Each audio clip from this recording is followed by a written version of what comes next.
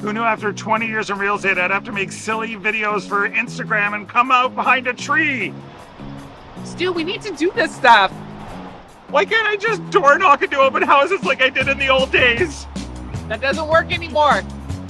Okay, so it's because I'm sitting here behind a tree. Come use us for real estate.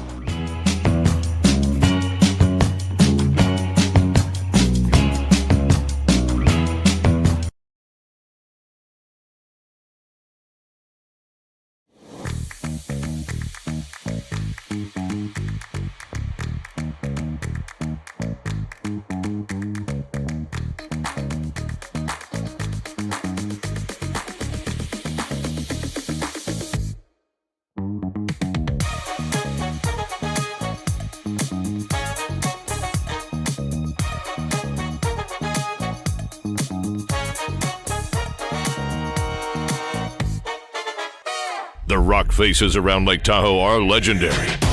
But this fall, new ones will emerge in the Tahoe Basin. Pullman, Moe, Gushu, and more. November 4th through 9th, the Grand Slam of Curling's first ever event in the U.S. is coming to Lake Tahoe, where the greatest rock stars on earth unite for 6 days of incredible curling, celebrity appearances, and après curl parties you won't want to miss. Get your tickets at thegrandslamofcurling.com. Let's rock! Hey, curling fans, I'm standing here in front of Sheet Stew here at the High Park Club, and I just want to let you know that I'm so excited to sponsor the sport of curling, to help curling out. So you can go to stewcurls.com, see all my events, see the Stew Sell series, but you know what? I also sell real estate as well. So you need to buy a house, list a house, condo, rental, business. Look.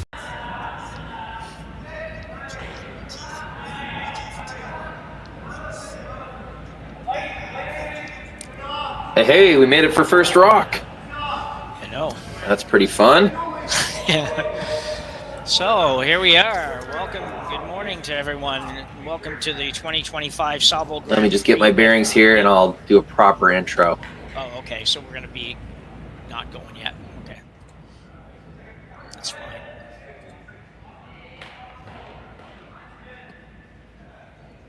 All right, we've got on ice volume. We've got my beautiful voice. I think it's time to welcome everybody. Okay, let's try that again. Good morning and to the Saville Center. To the 2025 Saville Grand Prix Men's Spiel, coming to you live from the amazing Saville Community Sports Center here in Edmonton on the University of Alberta campus. My name's Jim Nix. I'm joined by Rory McCusker this morning, and we're going to bring you this one between who have we got? We've got Yamaguchi of Sapporo, Japan, and James Craik of Scotland. So an international affair this morning. Morning, Rory. Well, not hearing Rory, but we will get him here eventually.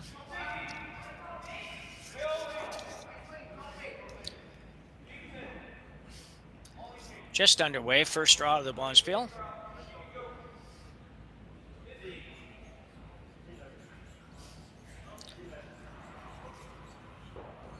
Apologize for a little lack of prep on this one. I had picked the wrong game. I clicked the wrong room, and as a result, I'm just getting together here as to who's on what team here. So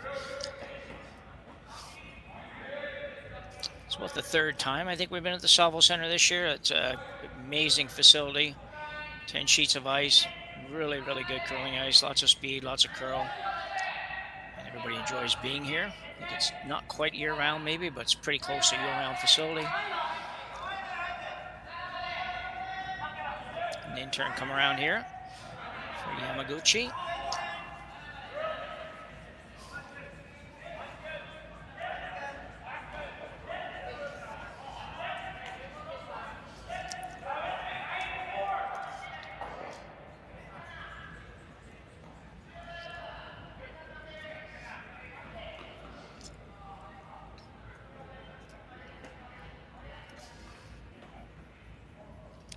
Craik now will try to follow that down. Very nice spot. Craik without hammer here in the first end.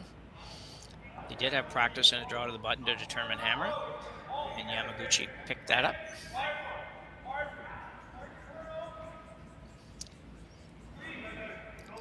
Craik been knocking on the door in Scotland, but it's a tough spot to come out of with a couple of really, really good teams. Probably 3 really, really good teams. They're probably ranked, I imagine, 4th on the list of teams out of Scotland, and they're pretty darn good. They played in a lot of slams. It's just hard to break the Mowat and Ross White and kind of combo at the top, and Cameron Bryce as well out of there. So it's just it's a battle. They may not have many more teams than that, but they certainly have good ones at the top end for sure.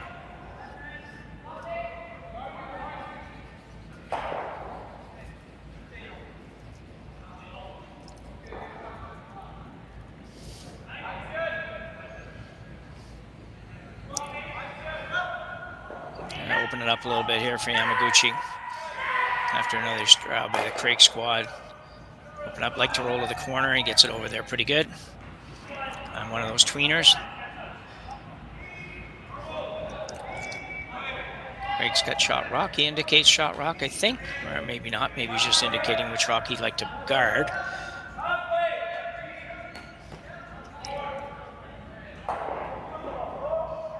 So he will try to guard the red rock, the one that could cause him the grief. This is one of those ends that starts with these rocks, and it very well might work its way towards a blank end here very quickly.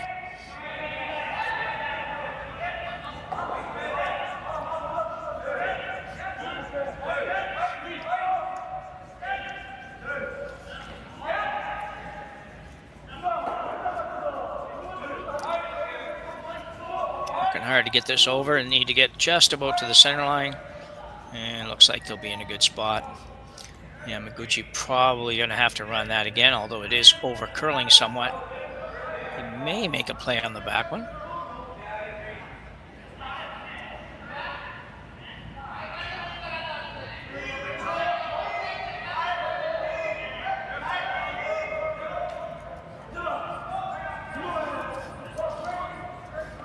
Nope, going to run the front, try to run it right back in.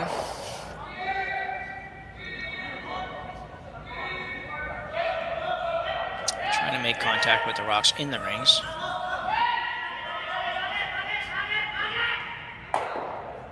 And he won't do that, and he'll lead the guard, so not a good result for the Yamaguchi squad.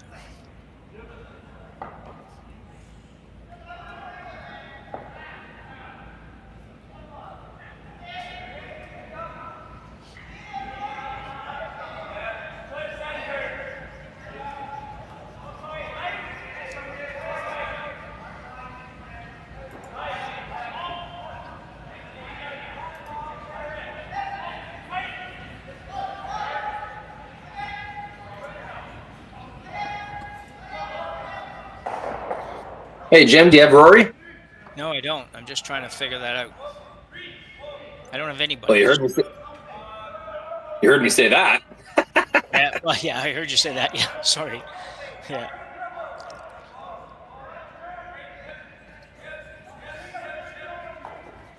You have video, Jim? I do, yeah. I'm Okay. talking way through here. I just didn't know if anybody was actually getting it or not. I gotcha. Well, I'm here, you're here. I'm seeing our voice bounce the levels up and down. I think we're good. Okay, sounds fine. I was just saying I had the wrong room in my, for some reason, looked at the wrong room, so I had totally wrong teams that I sort of did a little prep on, so I'm trying to figure it out as I go here. The Curling Stadium audience, this is one of the costs of free curling on YouTube. We need a few games to figure it out ourselves, don't we, Jim? Yeah, it's sometimes a little difficult, and you guys on your side, on the production side, and you do both, but on the production side, do a great job with working us through it, because a couple of our guys have a pretty good handle on that kind of stuff, and some of us, like myself, really have no idea and most of the time can't figure out anything other than just how to talk. So hopefully we do that okay. That's all you're paid to do, Jim, so that's all right. Yeah. So get a little bit of a messy first stand here, Roy. It thought it might open up, but it hasn't opened up yet. And Yamaguchi looking to move a little bit around here. He does have hammer here in the first end. Yeah, it was 3 perfectly made freezes in a row to start the end off. So there's 2 guards up front. Someone was light, so there's an overlap, and then 3 rocks perfectly frozen. So when that happens, it takes a while to move things around. Pretty good shot. I'm not sure that's. Yamaguchi. He made it really good. I'm not sure it's that good though. No, I don't know either.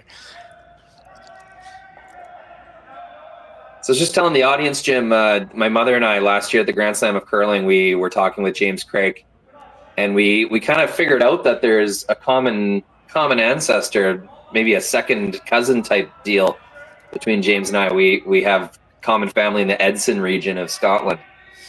So This is my cousin James, my good old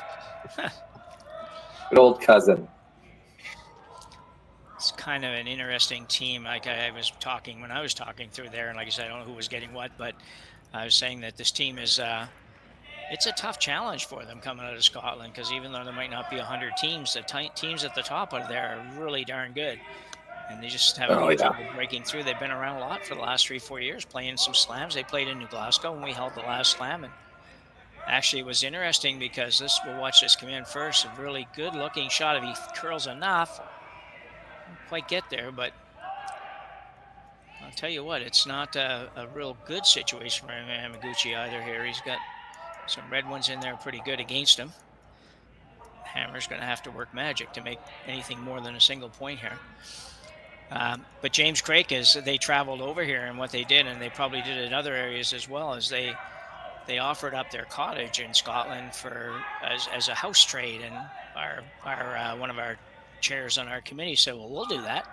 So they went to Scotland for a couple of weeks, actually hung out with James and his family and at the cottage, and in the meantime he moved. Dave Hawley's his name. He moved out of his house and James' team moved in. Kind of a neat idea. Wow. Yeah. So look at that's excellent. What's that? No, it's excellent. That's a great story. Yeah. Ooh, just missed a sweep call on that a little bit. I think should have been on a little bit sooner. Might have been down a little bit from what he thought for weight. Yeah, some first end freshness there is what I would say. Yeah. Yamaguchi does throw third stones on this team. Riku Yanagisawa throws skips rocks.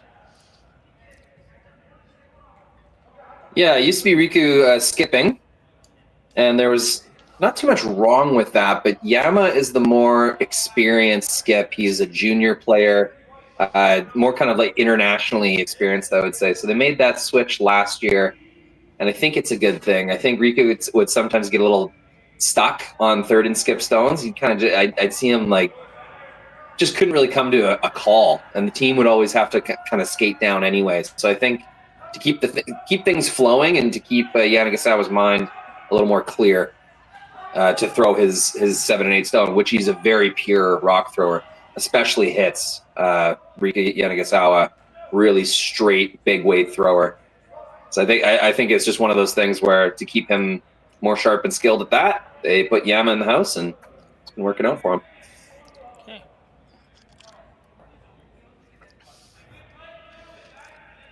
So I think James Craik is probably just playing a straight guard here. I believe we've got the hammers wrong here. Oh, No. My fault. All good.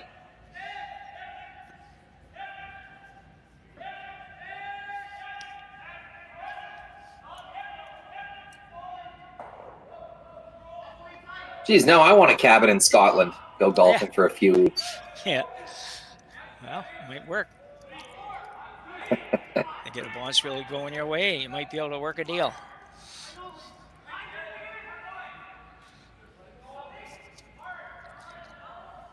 This is going to work out. Just about going to curl too much, but it should be okay. A little rub helped him.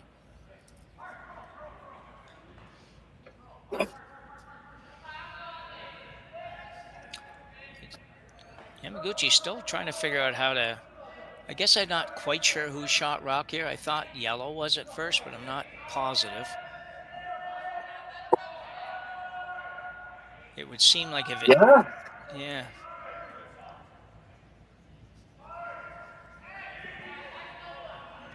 Take a look there. leaning red, but Yeah, it might be red by a smidge, yeah. not sure. Trying to figure it out by the shot call, and that's not really going to probably help us too much. I don't know. Yeah. No matter whose shot, Yamaguchi is not happy with what's going on there. It's going to get rid of some stuff, but I don't know how much good it's really going to do him at the end of the day. Yeah, you remember when I said that Karuizawa was a really good big weight thrower? Yeah. That was an absolute bomb, and get used to seeing that. He has that power, and it's accurate. It's got lots of rotation, and rocks go flying when that guy's in the hack. Well, that would explain why you play that shot, because that shot to me was just a little bit scary. I'm thinking, well, I don't want to give up a steal, but man, I'm only just a little bit of a shot away from looking at 3 on my last one here, and I don't know if I want to do that either.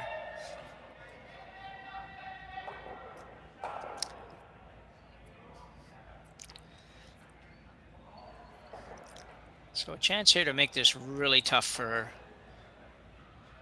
Yamaguchi to score. But you got to be a little careful with it.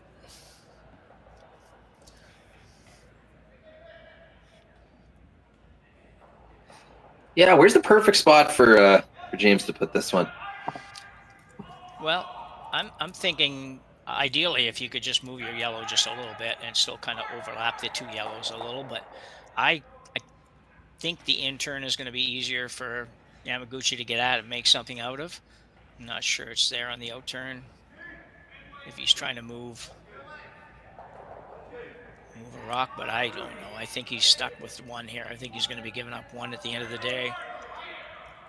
It's a little on the light side, but yeah, it's one of those ones where Team Craik decided they're playing for a force, and they're happy with whoever's shot in there as long as it doesn't change. Steal, force, it's all good to them. yeah, this is pretty tough. These guys look like it's not that hard, but looks pretty hard to me here to come out of this with a good situation. I think you got to be a little careful here, Rory. I don't know. It looks like things may not hit the right way for you here, and you could find yourself worse than just a 1 if you get too aggressive. Yeah, if that yellow leaves the rings, then there's 2 or 3 reds that'll count. It's a tough one. So I think they're just trying to go red, little tap. Yeah. Move both red stones, and that should be enough to count the yellow. So that tells me it's probably red shot at the top of the button. Yeah. I think they're giving up on this one.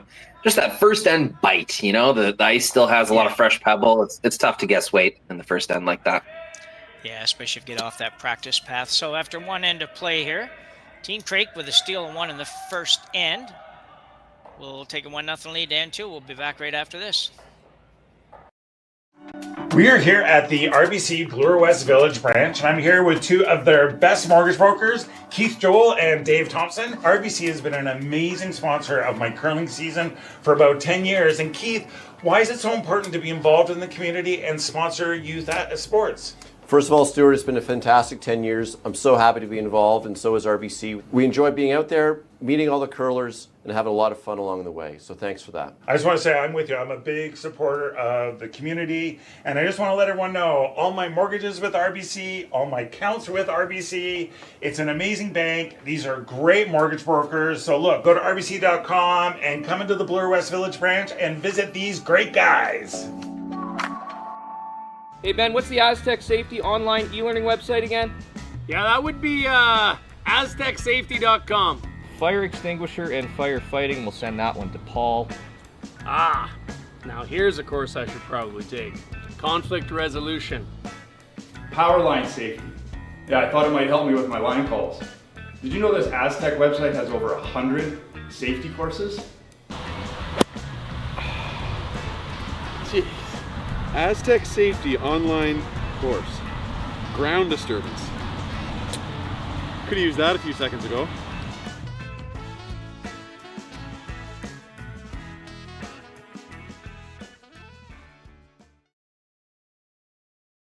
Live Curling rocks. And this November, the best in the world are coming to Tahoe. Get your seats now at gsoctickets.com. But hurry, early bird pricing ends soon. Hey, all you curling fans sitting at home watching the Stu Sells Toronto Tankard here at StuCurls.com. Look, High Park's just down the road. We're here in the Junction. If you bring the map card with you, come to Caribou Gifts and start your Christmas shopping early and get some great gifts for the family. So back for end number 2. We're at the Saville Community Sports Center here in Edmonton for the Saville Grand Prix men's side of things. We have 20 teams playing for the championship here, and although they haven't posted a score yet, that's an interesting picture. Posted a score yet. We do know that Craik stole one in the first end.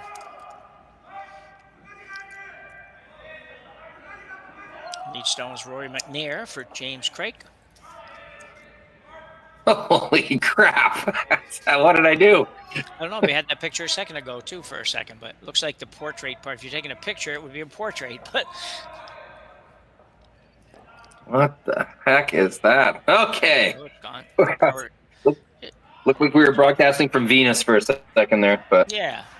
Just had a little 10% power outage or something. Anyway. Oh, what's... So after a lot of rocks are playing that first end, Rory, we ended up with just a single point. You see that quite often, actually. When you get a lot of rocks around, quite often it ends up just being a single. That is true. When a lot of shots are made, it ends up being a single. Yeah. That's for sure. Pretty strong start for both teams.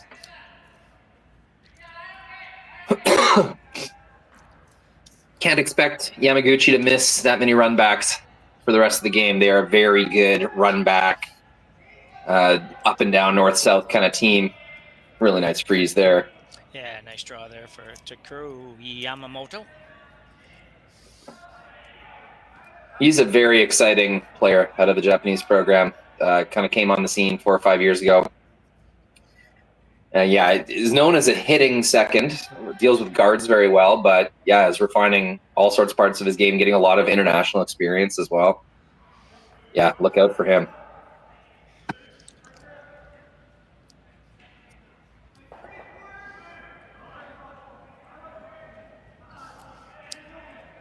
Second stone, Jake McDonald. Now that's a seriously Scottish name. I'm in Scottish country down where I live here. It's pretty much originally was a Scottish ship that landed here with the original persons coming over. So, ship Hector. So it's very much a lot of McDonald's down here and a lot of McDonald's too. And you better get it right when you say it. One's Scottish, one's English, and they don't really like to be mixed up. I learned that. It took me a few years, but I learned that. Oh, that's fun. Yeah. Yeah, just looking at this, probably going to open this up, I think, but trying to decide here.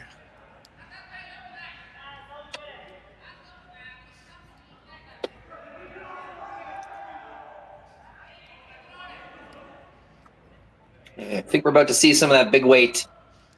There's definitely a way for 3 reds to move and 2 yellows to stay.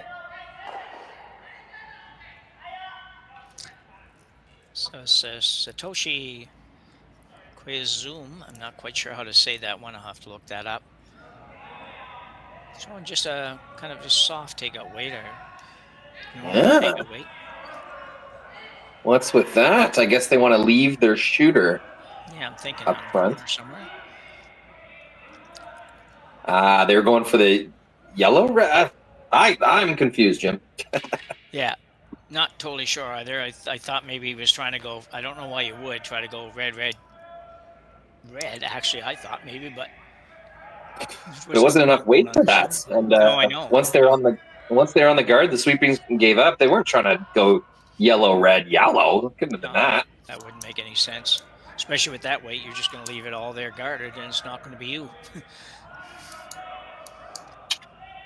So it might have confused James Craik a little bit too. He was probably not what he was thinking he was going to end up playing here a minute ago. We always said, try to plan a little bit ahead in your mind as to where it's going to go, but not sure he would have expected him to play that particular shot. But anyway, Craik looking at throwing up a guard again. It worked pretty good the first end. Give it another go this end.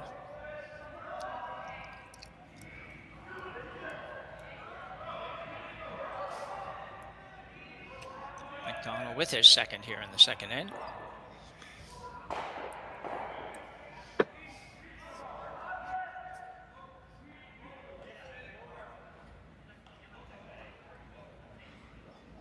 Definitely don't want this too deep. Kind of higher the better. Yeah. It's going to be an okay angle for him, but those are easy to hit and rearrange now. Not sure they quite have the angle to get the red going again. You'd have to get the top one pretty thin. And Yama, you can see by his calls, he wants to try and score here. He's not trying to blank the second end. No. This could be here. I'm not sure if he's even trying to make that, but yeah, right. Difficult, but it's possibly there, especially with the weight that this guy can throw.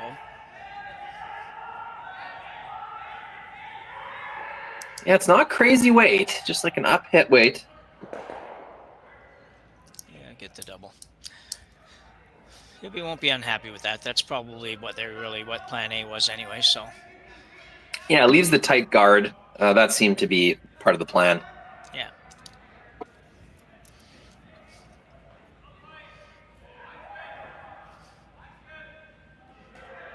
I have to pay attention here for the next few games. I have to do a presentation to the junior camp on Sunday on strategy, so I got to try to learn something over the next 2 days. Always interesting doing strategy talks with different levels of curlers because it's so different. Yeah, very true. And they all watch TV and they all figure they can throw all those shots, and they just can't. Anyway, we'll have some fun with it. So Craik looking to hit here. Get rid of probably both yellow stones. And leave his red and maybe even the shooter, possibly. We'll see. Third stone, Fraser Swanston. This might not curl quite enough. Ooh. Yeah, not the best throw, I don't think. I think he got a little wide on it, and that combined with the weight just took away the double, which was not very difficult, to be honest. Just a pretty much straight nose hit double. Absolutely. I'm confused at the weight choice there. I think if you're going to play that shot, you have to keep your shooter in a not just in the rings, like in a good spot. So yeah. To me, Jim, I think he just made a shot for the opponent there. Going to be 3 yellows in play, 2 of them in the rings at the end of this one. It's a pretty basic hit and stick or hit and roll.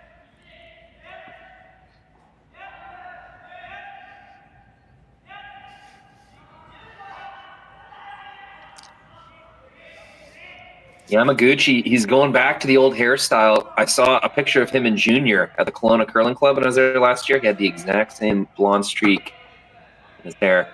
Really fun guy. Yama used to do commentary for us in Japanese on Curling Zone streams. We just kind of send a clean feed to him, and he'd do a Japanese commentary. He'd always dressed up. He would put his mic inside of a rubber chicken. Would always have super fun backgrounds. Just a really, really fun guy. Loves the game of curling, and yeah, he'd give up all his time and energy for the sport. So very, very I admire Yama very much. And a nice shot there, just hit and roll over to the 12-foot area. Quick thanks to Rory McNair, actually, who was not playing in this game, even though we said he was. Francesco De Sana is actually playing in Rory's place.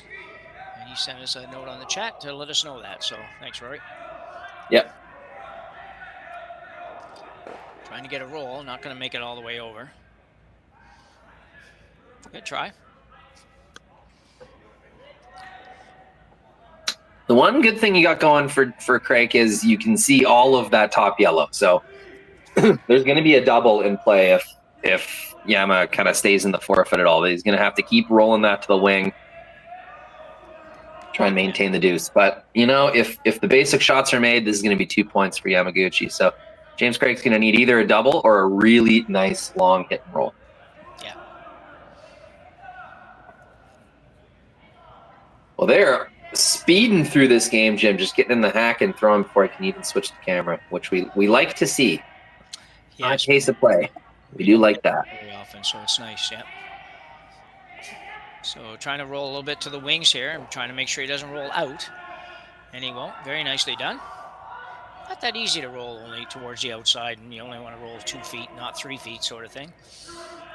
Agreed. Yeah, that's a skill that's been really refined in curling is the down weight hits. It's a skill out of necessity. I mean, the rocks are so much more lively than they used to be. The ice is so much keener. You know, making hit and rolls with normal weight got tougher and tougher as the game changed. So it's a necessary skill now, throwing down weight hits, controlling them with sweeping.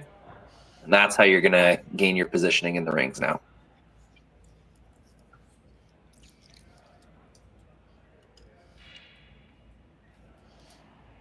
James Craik with his final rock here. Or not final rock, I guess. He's got first of 2 rocks here in the second end.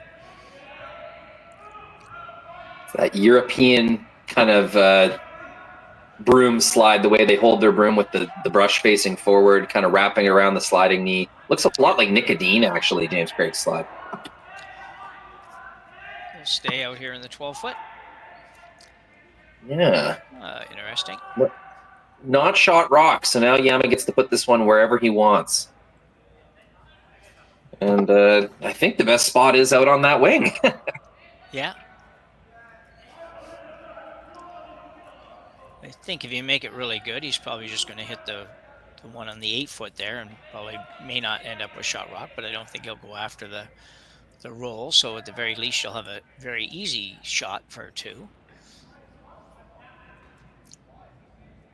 Got to make sure you're number 2 here. He's got a lot of room to work with. He's got 8 or 9 feet to draw to, but you don't want to miss this one, that's for sure. The guys are going hard right out of the gate. Let up now a little bit, so it must be close.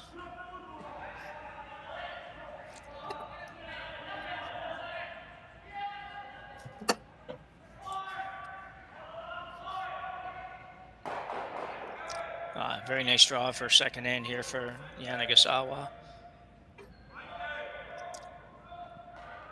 Craig's looking to maybe make the double and roll. It did curl far enough, the yellow went far enough that it made this shot still possible.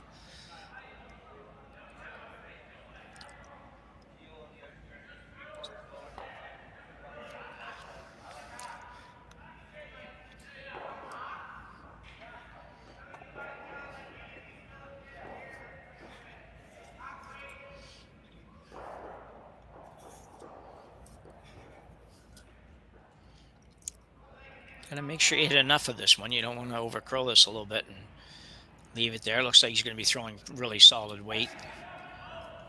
Ooh. Oh, yeah. Bit of a speed wobble. And you got to stay on it. Got to go. Oh, he's got a ton of weight. Nicely done. Good recovery and managed to make it. He could have hit a little bit thinner and would have maybe made the other shot, but that much weight, I don't know if that was really going to be in play very much anyway. So chance for 2 here in the second end for Yamaguchi. Fourth thrower is Karuizawa. Riku and Karuizawa, if I've got that right, or you can tell me if that's not right. But I think that's correct. Oh, good.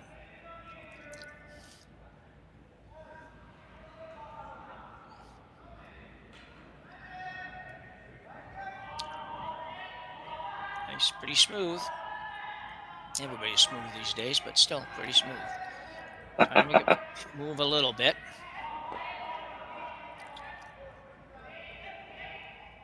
And this looks fine. Nice throw. And a nice 2-ender here for Yamaguchi in the second end. They'll take a 2-1 lead as we go to the third end here at the Saville Grand Prix.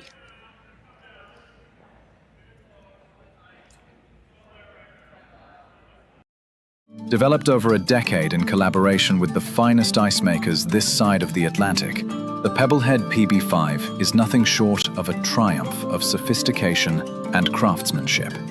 Weighing less than half its lumbering copper predecessors, yet boasting 10-fold their durability, the PB5 delivers perfect, consistent ice time after time. The PB5 by pebbleheads.com, the apex of ice-making ingenuity for the roaring game of curling.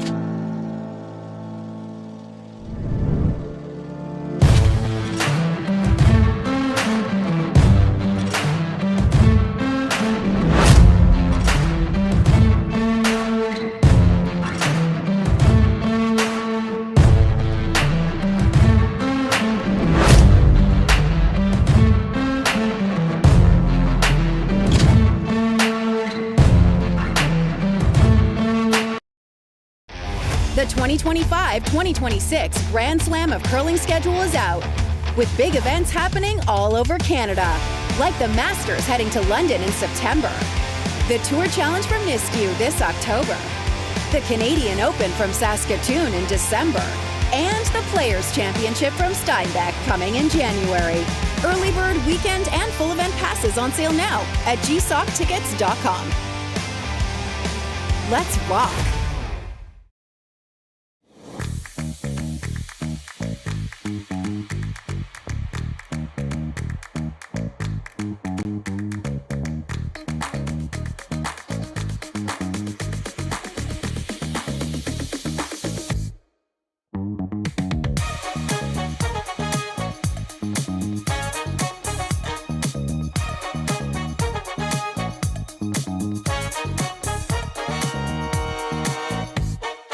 Shut down probably for the year.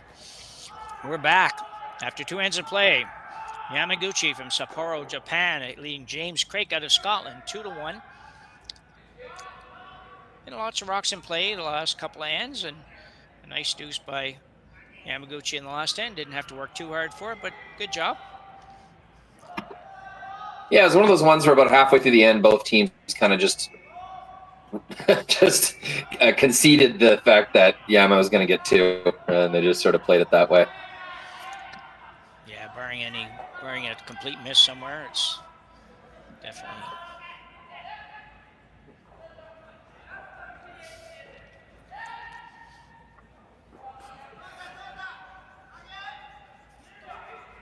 A very nice draw here. Leadstone Takura Yamamoto.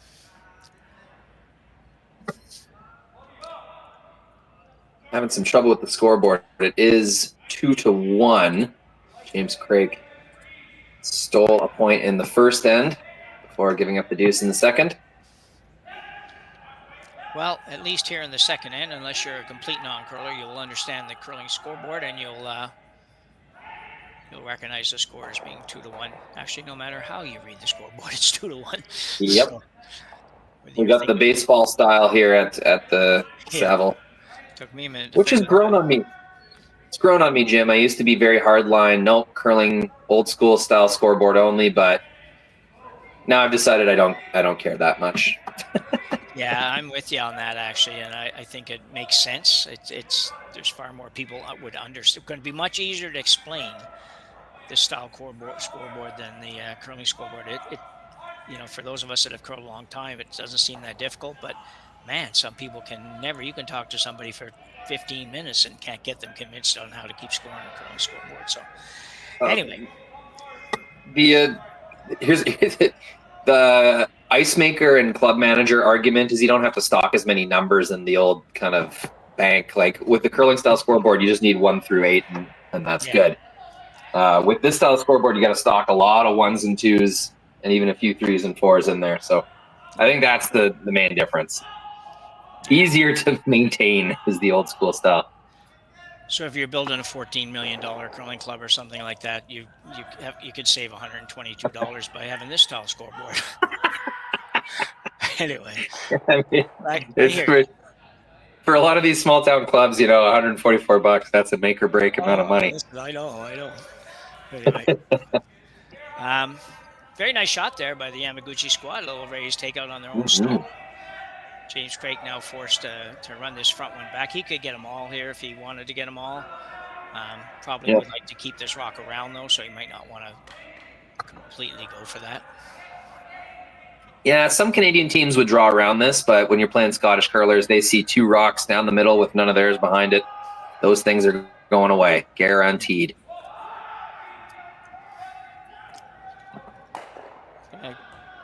close. Not quite. Good effort for Jack McDonald there. Just need to come up another hair, another inch probably. Not really in much danger yet, like you say. I mean, some teams would go around already, and there's nothing really even, nothing even has the 8 foot yet, so nothing to fear too much yet. Craik's looking around.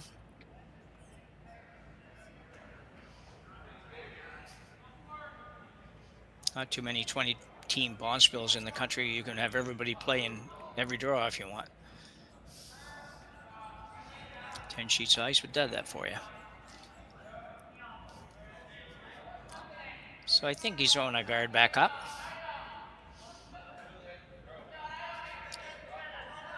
Not really trying to, not terribly excited about guarding that one in the 12 foot, but would like to be over in that region at least.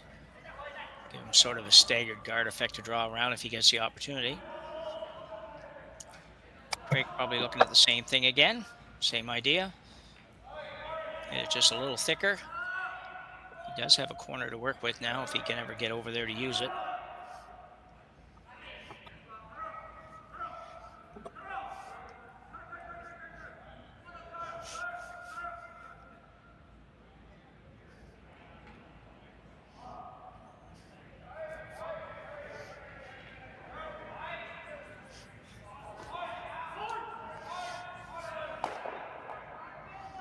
Pretty much the exact same shot as last time, just this one needed to curl another ½ inch instead of inch.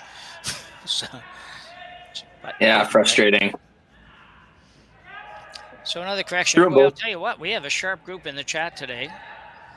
Found out that Team Yamaguchi is not from Sapporo, despite the notes that we have that say different than that. This person, Everlasting, whoever that is, tells me they're from Karuizawa, Karuizawa in Japan. So yes, that is the curling mecca of Japan. Those of you making notes, keeping score, you can change that up. Yeah. But we do thank the chat for participating like that. We really appreciate it. This game's bright and early morning, and for those of you overseas, probably not. It's probably more like early evening, or mid-evening, but thank you all for joining, and don't forget to like and subscribe to the channel here for Curling Stadium. Helps us bring you these events all through the year. We're excited to do it, but it makes it even better if we have lots of people watching and subscribing. Yeah, absolutely. Karuizawa for Yamaguchi. And he'll do that. So looking to just try to force Craik to take one here. He's got a long ways to go to make that happen, though, Rory. He's still got 4 stones to go. Just looking at the curling zone page right now, we've got 3. Probably only be number 3, but you might be able to bury it in there. Or hit and roll all the way across the house. Hey, Jim, you got me?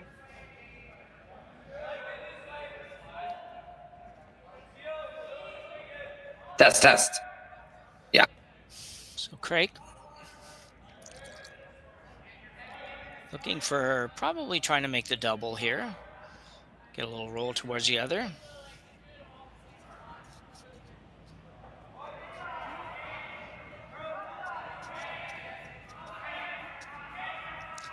Working hard to hold this, and will he make that? Not quite. Boy, they've had 3 rocks in this end that were only a ½ an inch each away from being perfect. Nothing really wrong with that, but would have been nice if he had been able to make the double. Might have made the double and sat right behind the corner, which would have been even better. Hey, Jim, you got me? Test. I'm having trouble hearing my partner.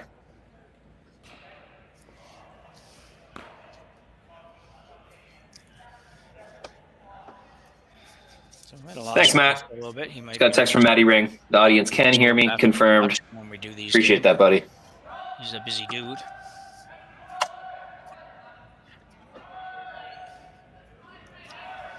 Matt Ring must be scouting his future opponents at his next World Curling Tour deal with it, so he'll event. be back later to do that. So Yamaguchi now playing the out-turn draw, just somewhere in the 8-foot over here. Trying to take a little bit of the corner away, it looks like, which might not really matter, but it's got to curl a long ways.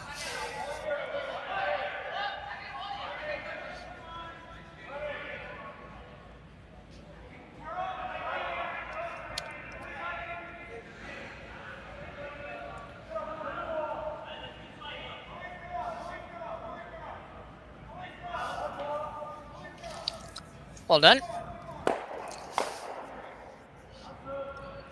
Chance here, though. You might be able to make the double for sure now and roll in behind that corner, and all of a sudden you sit 2 and 3. If you ever could get a miss out of the Yamaguchi squad, chance to maybe get a multiple score here. Be throwing this with some heat as well. Obviously, throwing it hard enough to back it up a little bit even. The sweepers can probably do that for him. Fraser Swanston third for Team Craik. Throwing a big one. Trying to hold it. Not probably going to get the roll, but he might hang around. And he won't, but he does stay, so sitting number 3, number 4. Don't think that's going to help a lot, but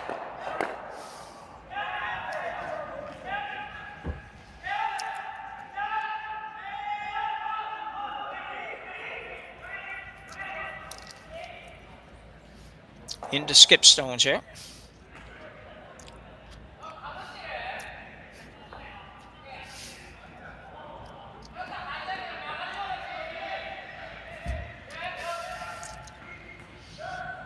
Running, doing a little bit of cleaning up here. Might be a little bit of, sometimes you get a little scratch mark from the slider. Sometimes even a little bit of a mark from a broom if you're sliding that area. Just trying to clean it up, make sure nothing happens to this one early. Going after the back one here. This is Karuizawa. Gonna have to work pretty hard. You don't want to touch that front one. No, he's gonna be fine. Nicely done. Yamaguchi squad has really not missed much so far. Hey Jim, you got me now? So Ray, I don't know if you're hearing me, but I'm not hearing you if you're talking at all. Obviously, if you would have figured that out by now.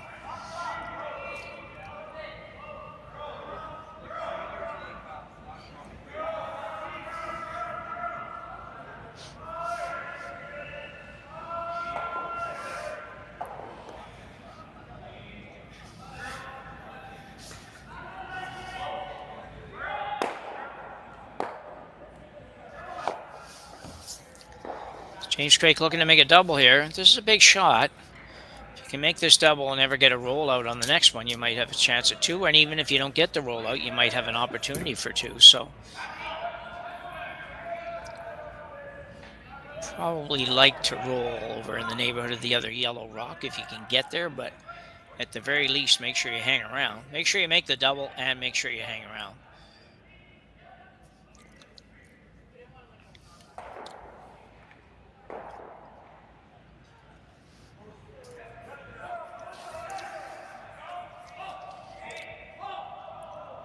This must be close. He's got a little roll. That's about all he could get really for a roll. It's a great shot from James. So the Yamaguchi squad will look to roll a little bit to our right as we look at it.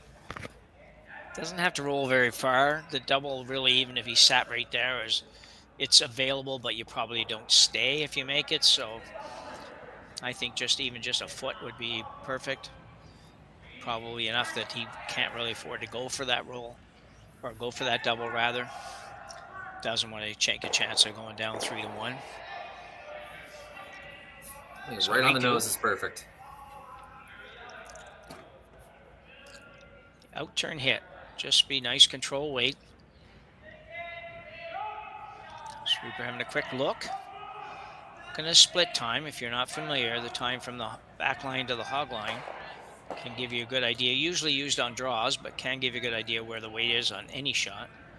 And that's perfect, I think. Very well no done. double. They will not take James that on. Craik probably can't afford to go after the double, so he will have to just hit and stay, take his single point here in the third end.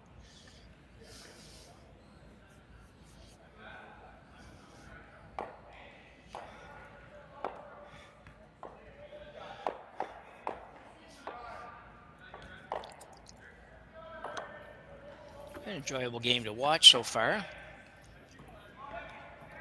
Hasn't been very many misses, and they're also, the ones we have had have been just marginal and probably half shots, if anything. Of course, they're just discussing the ice a little bit. I think amongst them, they decided that James should take a little tiny bit less. He can't afford to hit this on the outside, and the sweepers can probably hold it for you for a long time on the inside. So, last rock, third end.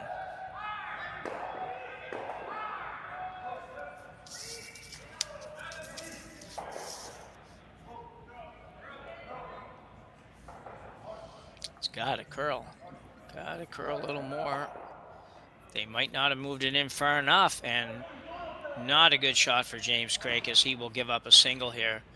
Yamaguchi will take a 3-1 lead after 3 ends of play. Here at the 2025 Saville Grand Prix, brought to you on Curling Stadium. We'll be back right after the break.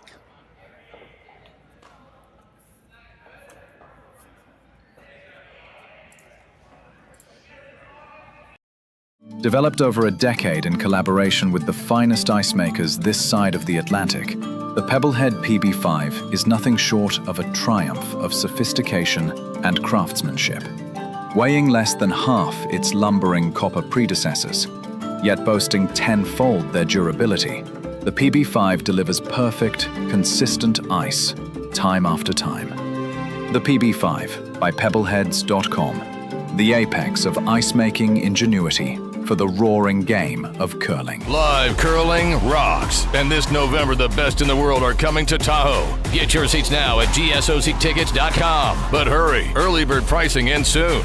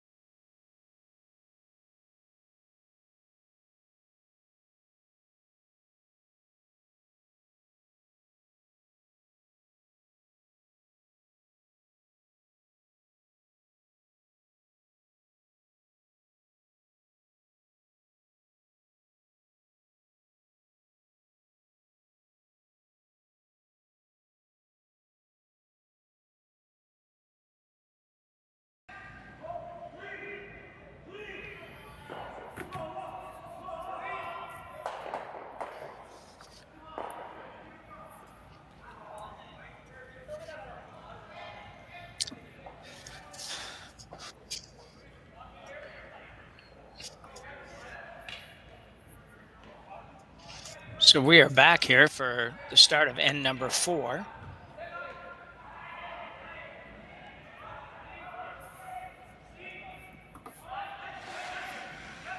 James Craik gave up a steal of 1 in the last end, so Yamaguchi actually leads 3-1 after 3 ends of play here at the Saville Center.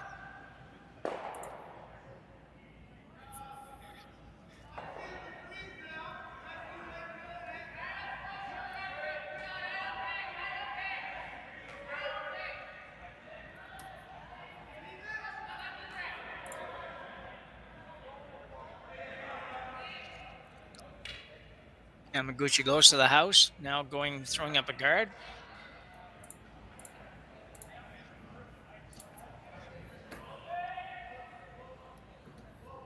Apologies if you're not getting this clearly. Having a little bit of technical trouble here.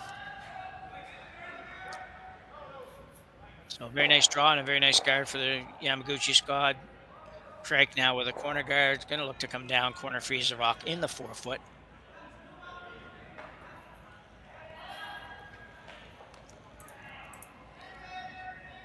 My name's Jim Nixon. I'm here with Rory McCusker. Having trouble finding each other right now, but we will get it figured out.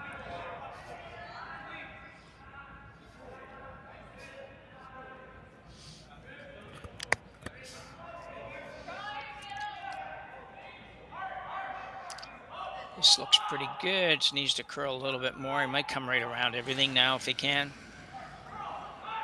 Tuck right in behind the yellow. Not exactly where they're going, but it worked out pretty good.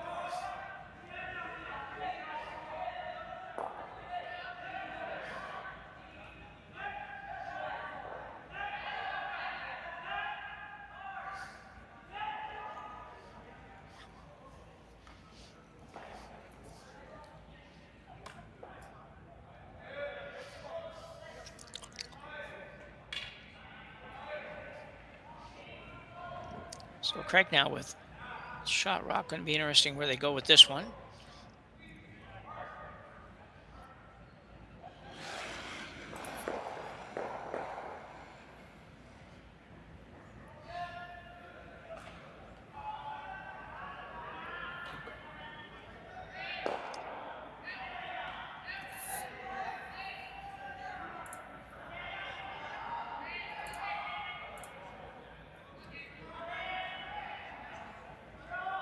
Coming right around to his own. The line well done. Okay. I just booted Jim Nix from the commentary room. We'll see if he can re-enter and that fixes the audio problems. I couldn't take interrupting each other anymore.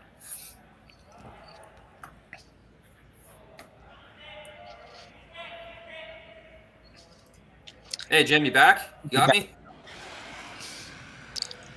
Jake McDonald looking to clean things up a little bit.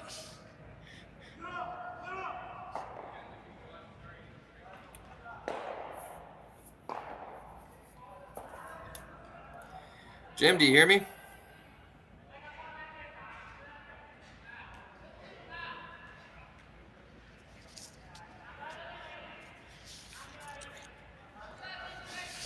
Yamaguchi not worried about who shot here.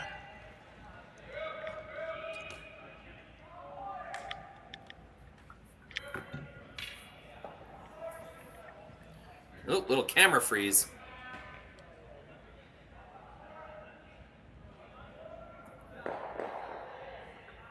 Might have to follow this one the whole way down.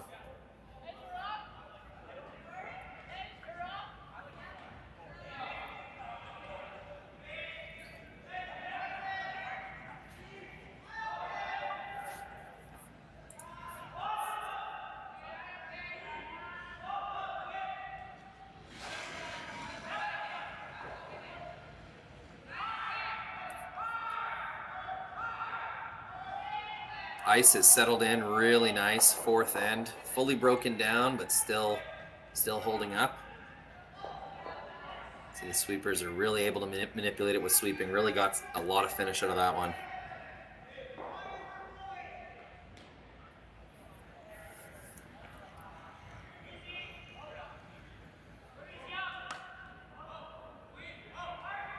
Kind of a tough look for James here. He knows he needs points. Got to score in the fourth end here. So blowing things up comes at a cost. There's not as much stuff to use.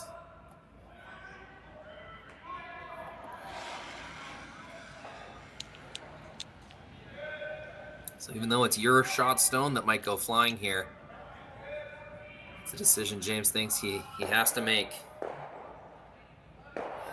Oh, just peeling, just single peel. Not sure if that was a missed run back or whether that was the call. Well, Rory,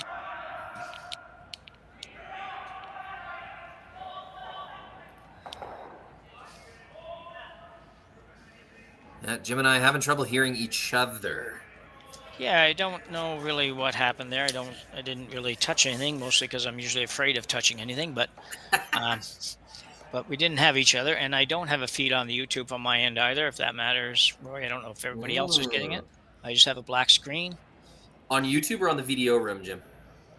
On YouTube, the link from our, like, right from Curling Zone. Anyway, Like our commentary room? There's no video in your commentary room? No, I don't have any video in there, no. Okay, I do. But now you can hear me. I can hear you, yep. Yeah. And I can see everything nice on the laptop. I just don't have anything coming through on YouTube on the other machine. So anyway, for now, we have Yamaguchi with a couple of rocks in the house, second, third shot, and a guard up. James Craik looking to open things up. I did learn a little bit over the last 10 minutes so from a friend of mine. I mentioned earlier the guy that stayed in Craik's cottage, and I'll give you a little bit of information on this team after that you may or may not know. I didn't know.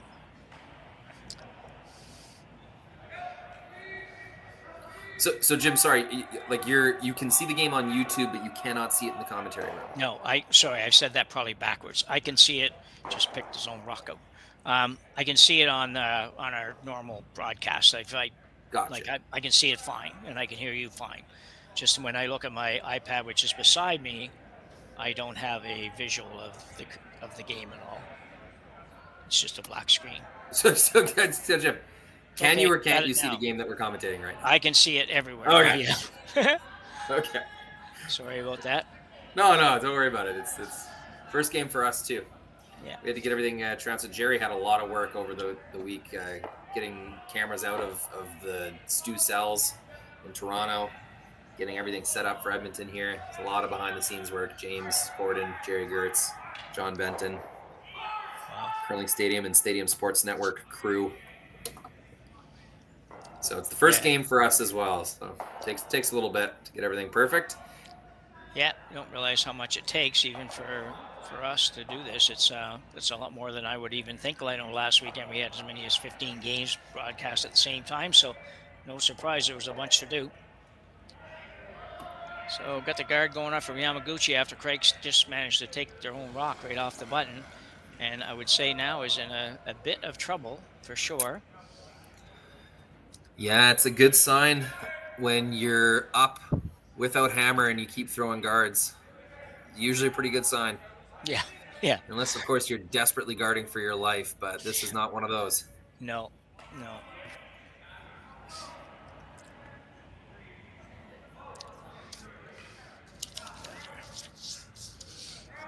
So Fraser Swanson looking to get rid of multiple rocks, and he will. That's a very good shot. Yeah, that's an end saver right there. Yeah. Team Craik needed one of those at some point, and they were kind of running out of rocks, so they were. Great shot. So what I found out real quick, won't take very long, is that James Craik, this team is a team that was provided to him, really, by Scottish Curling, and it's three guys that he didn't play with last year. But they decided that this is who we would play with this year. So yeah, kind of a interesting story.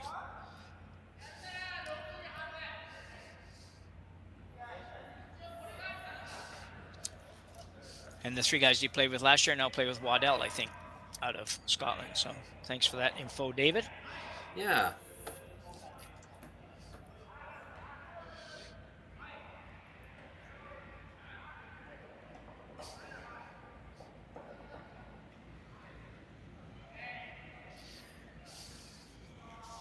Karuizawa kind of throws it that kind of just turns the back end of the handle at the broom. A lot of the top end players are throwing like that now. Yeah. Just kind of pinching the tip of the handle and sort of flicking it at the broom. It looked pretty funny to me the first time I saw it, but there's a lot of guys doing it, so there's got to be something to it. Yeah, it's interesting how stuff changes over the years. It's just exactly backwards of what we would have taught like 15, 20 years ago for sure. It would have been, stay away from back there. It's kind of get the hand near the hosel and up high and all that kind of stuff. It's totally different nowadays. But Craik with an opportunity. Sorry, Roy. No, I was just going to... Craik with a little bit of opportunity here to come around. Go ahead, Roy. Yeah, they're right at this point, you're getting forced almost no matter what, so you may as well just try to put one in a good spot. But I was going to say about the handle thing, I think it's ice conditions and the way the rocks curl now has begged that change. And if you don't flick the rock outwards with some kind of outwards momentum, like if you threw the rock just laser beam, boom, straight at the broom, it's going to be curling too much by the time it comes to rest. So the team's trying to combat that by giving it outward momentum, and I think that's where that little tail flick of the handle came from.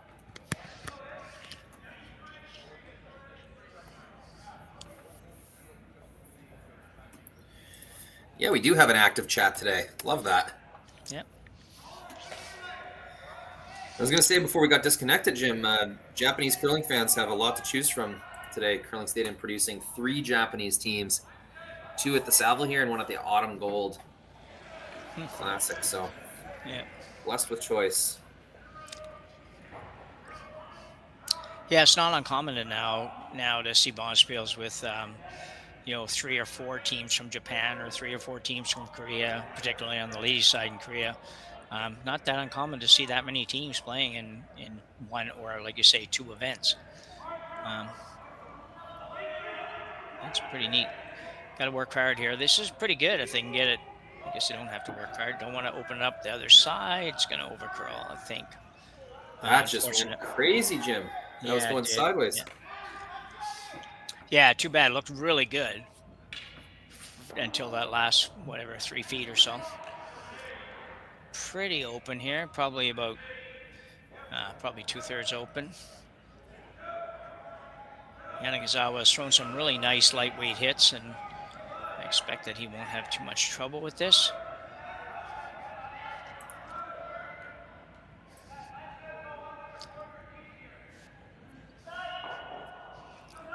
Good news for Craik, though. If he does have to draw on the next one, he just has to throw the exact same shot. Or same weight, I guess. Probably a little more ice, but. So the intern hit here for Team Yamaguchi. Working just steady clean, heavy clean, whatever you want to call it. And he will get it right on the nose, probably try to flop a little bit. No, just stay right there. So James Craik now will have to just draw a little slightly better than full 8 foot. He'll shoot for the button. It's never a bad thing if you're going to play a shot like this. If you're a young team or something, make that effort to put it on the button without hurting yourself. It's yeah, you're trying to show your skip. You have button weight in the back of your pocket if we ever need it. That's kind of what you're trying to do there. Exactly.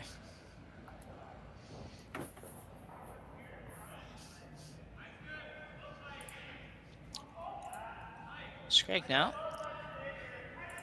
Not a difficult shot, but one you definitely need to make at this point in the game with a 3-1 deficit. Try to get this point, be back to 3-2 going into the 4th end break. Yeah, gotta have this one. Looks fine. Yeah, it looks pretty good. 4th end, usually that's the quickest the ice will get. Coming home, that second time coming home, pretty reliably can let your sweepers drag that one.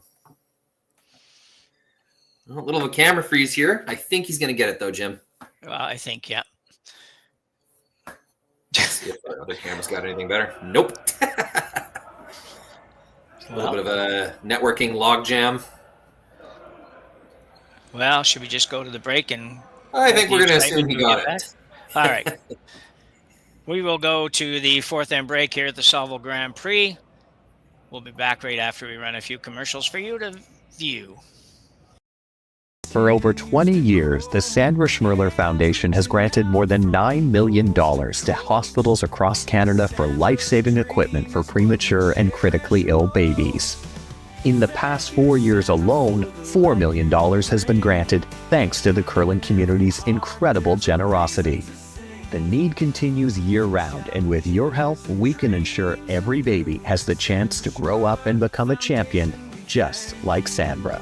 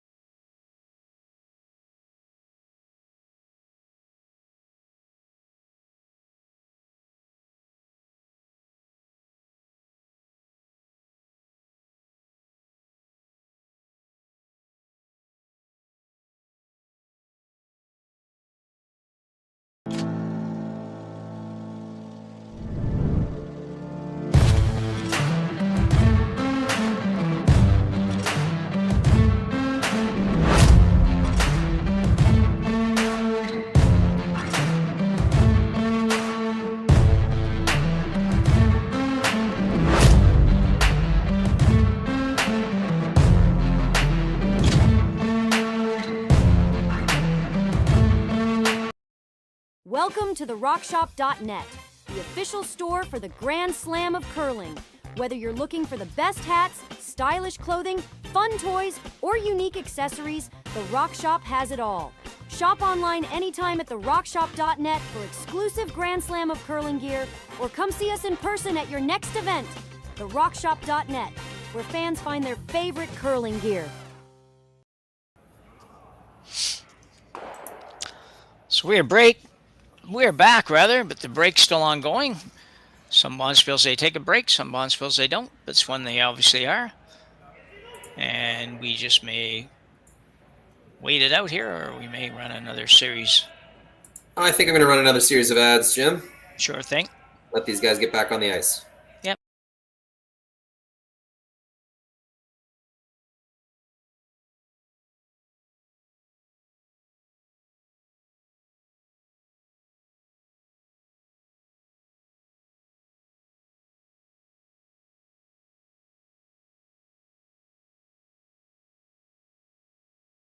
Hey Ben, what's the Aztec Safety online e-learning website again?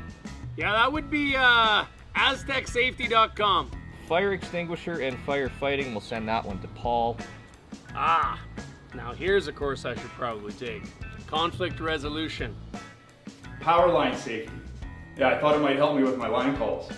Did you know this Aztec website has over 100 safety courses? Jeez. Aztec Safety online course. Ground disturbance. Could have used that a few seconds ago.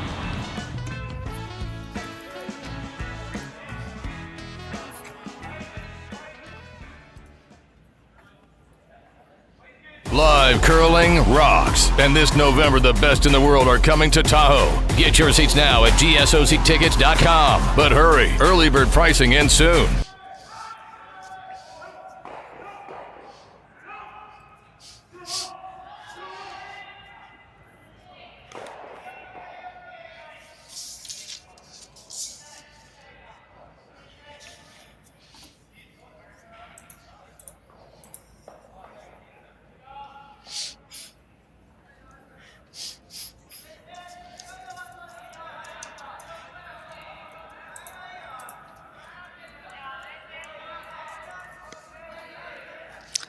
So halfway through opening draw action here at the Saville Grand Prix Men's Spiel at the Saville Community Sports Center here in Edmonton, Alberta, on the campus of the University of Alberta. We have James Craik versus Yamaguchi. Jim Nix with Rory McCusker bringing you this one. Nice tight score. I don't know for sure that Yamaguchi hasn't controlled this game pretty much so far, Rory, but it is close. Yeah, it's been down kind of the second stones and into third stones has been advantage Yama for sure. Craik has had the tougher shots. Other than that first end, it has been Team Craik chasing. Yeah, and as you mentioned earlier, and it continues so far, though, the game moving along at a nice pace, which is great for us and good for you, the viewer, too. It's we are slightly over an hour, but not too much over an hour for four ends, so that's kind of nice. Go ahead. Real quick, just a beautiful carve sweep to get that kind of light guard onto the center line. So getting that over the hog line and dragging it to the center line was a pretty skilled sweep there. Well done. Well done. Thinking of something other than sweeping, Roy, just a quick question on the plentiful discussion happening around blank ends these days and what to do about them and how many to have. And I know the Grand Slam coming up is going to try something a little different. Not sure how successful that will be, but what are your thoughts on that? The blank end rule. Yeah. I detest it. I think it's brutal. I don't know. It seems like a gimmick to me. They tried that before, where you could only blank one end in a row, I think is what they did at the end of last year. And all that did was just create like really boring, ugly force scenarios. Like teams would just play it makes the force easier. Like I think what they thought it would do is make teams play hyper aggressive and try to convert a bunch with hammer, but they're forgetting that giving up a steal is the number one thing they're trying to avoid. So that's goal number one in any end, unless you're down 3 or 4 or more. Yeah. So I don't think it was very well calculated, because it actually made the ends more boring, Jim. And I think limiting their blanks to 1 blank per game, well, that's just going to make the force ends just that much more boring, I think. We'll see what happens, but I don't know. I wouldn't call that an exciting rule change or development, in my opinion. Yeah, I don't know. I did see a little thing with Dunstone where they were, I think it might have been a podcast or something, where Dunstone, I asked Dunstone about it. Apparently, does he run the Best of the West spiel or something? I don't know. It's appeared he did, but where they tried this one time last year, and the one view of it was they were unhappy with it, but that's one person. So I don't know. It's going to be interesting to see. I don't know what it'll do. It's going to be a bit confusing. It'll take teams a little while to figure it out, but they might figure it out really quickly. And like you say, might just say, well, you know what, we can just counter that by doing this, and it just doesn't really work. Yeah, asking Dunstone if he likes or doesn't like the blank rule, I don't think that's the best representative. Dunstone is the king of blanks. It's like asking the ice cream truck driver if he thinks vanilla ice cream is good. Yeah, now it was interesting. I will give him credit, because it was interesting, though, Rory. At least what I saw, the little clip I saw, was he wasn't that way. Like, he was very much in favor of something that would minimize the breaks, or the blanks rather. So sure, that was kind of interesting. I would have expected perhaps he'd be the other way too. But again, that was only I probably saw 45 seconds little chat on it or something, and that's all I've seen. So. Well, when you, if he's being honest, right? Like that's one thing. Like he could, like I could be right, and he blanks a lot of ends, or like they're really good at playing blank ends. But maybe that's why he recognizes that they're too good. Like, for example, there's a curling video game I play on my phone, and it's called Fly or Die Curling. There's a link on the Curling Zone webpage. It's really fun. If anyone wants to play kind of curling video game on their phone, check it out. The link is on the Curling Zone page. Anyways, they have not implemented the no tick rule yet in that game. And I am just wrecking people, ticking their center guards left, right, and center. If I have hammer, I'm ticking the shit out of their guards. Yeah. And I'm winning a lot doing that. But it's super cheap. Like, I mean, it's a video game, and I'm making 90% of my ticks. So I keep writing the developer, man, you got to get rid of this tick thing. Like, so I'm the number one perpetrator, but I'm also in favor of them getting rid of it. So it could be a situation like that. Yeah. Yeah, that makes sense. I mean, you can be at whatever level. You can be, using a rule that really works for you, but you still accept the fact that rule shouldn't be there or something, right? So, anyway, we'll see. It's coming up. I don't know. It must be next weekend probably, and we'll have to check out a couple of games and see how it works out. So, to give some credit, Jim, I do like how the Grand Slams are embracing this culture of like fun. Differences, like different rules, different stuff. Like even when the Grand Slam was a Sportsnet property, they experimented with tons of things. I mean, we like the 5 rock rule, right? That was a Grand Slam testing ground thing. Yeah. Where for a full season before World Curling adopted 5 rock rule, the Grand Slams were 5 rock rule, and so that was a nice little petri dish, and everyone was able to see, hey, this is creating some really fun ends. Yeah. And then it was adopted. There were some misses as well from the Grand Slam.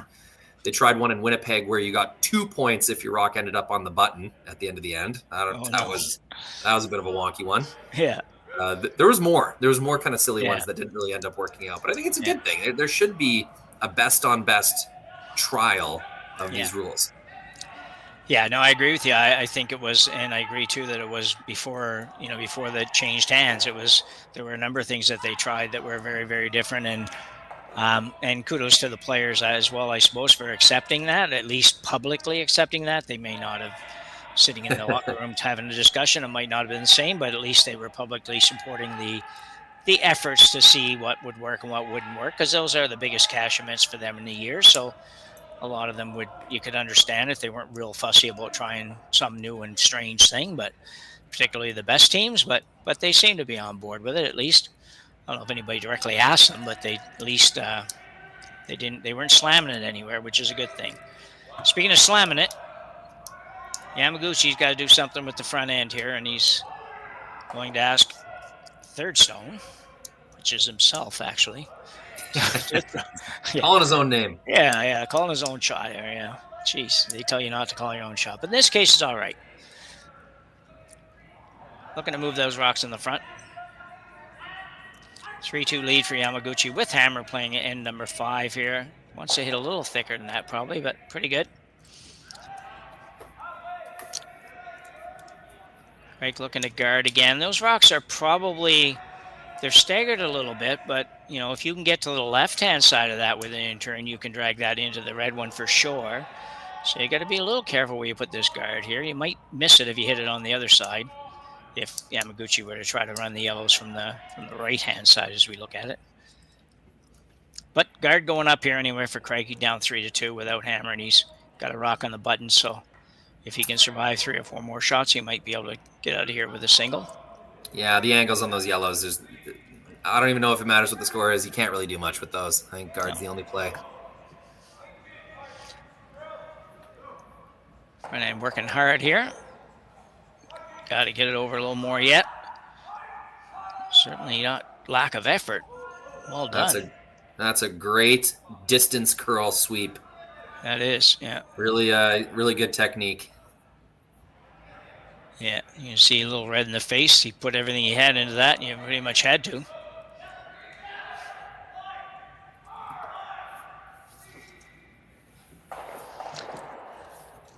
So Yamaguchi will look to run this. I don't know if this is going to be a straight peel, if he's going to try to run into that pile. I'm thinking he's going to run into that pile. I think if you can run the red almost straight back, you can maybe drag the yellow over and get rid of the back red. So might be giving that a go. Certainly has the ice for that.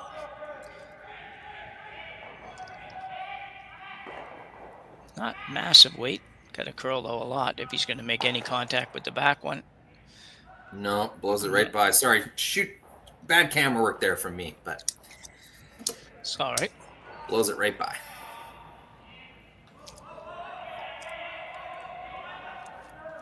So Craik now with just 2 more to come.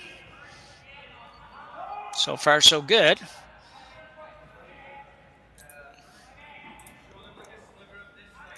Yamaguchi doesn't have a lot to work with if he doesn't have a good chance to get there, but he might be able to run the yellow that's on the right as we look at it. It's a long ways, I suppose, but if he ever came to whether or not he could do it, he might be able to run that back in there and score a bunch. Yeah, I don't know if it's there to stick, but you can see a bit of the red for sure. That overlap on those yellows is troublesome for Yamaguchi. If only they were touching, he'd definitely be able to drag it back. I'm not sure that back yellow touches the red anymore, though, with that if there is a drag effect. All right. I don't know if we'll get to look at it, but my nickel would be you can do it, so. Not going any higher than that, but I can go to the nickel. So intern guard coming for James Craik. Boyce did a good job of getting that last one in the right spot. Got to be careful. This one might over curl. No, he's light enough. He's okay. And should be pretty good. Right about there is perfect. Nicely done. Man, his rock's just that last foot or foot and a half just definitely turned 90 degrees. So worked out okay, but Yamaguchi now asking 4th rock thrower Karuizawa to maybe come down, touch the top yellow, split the top yellow in your shooter, and maybe move the back yellow up a little bit. And if nothing else, you'd certainly open up maybe some other opportunities to get rid of shot rock. Now, James Craik will have something to say about that too, but no, looks like he's going to go with the peel again. And you can see where he's trying to hit it. Just a little bit on the left side. Has to hit it there to get rid of it. To get rid of the double, never mind the back rock.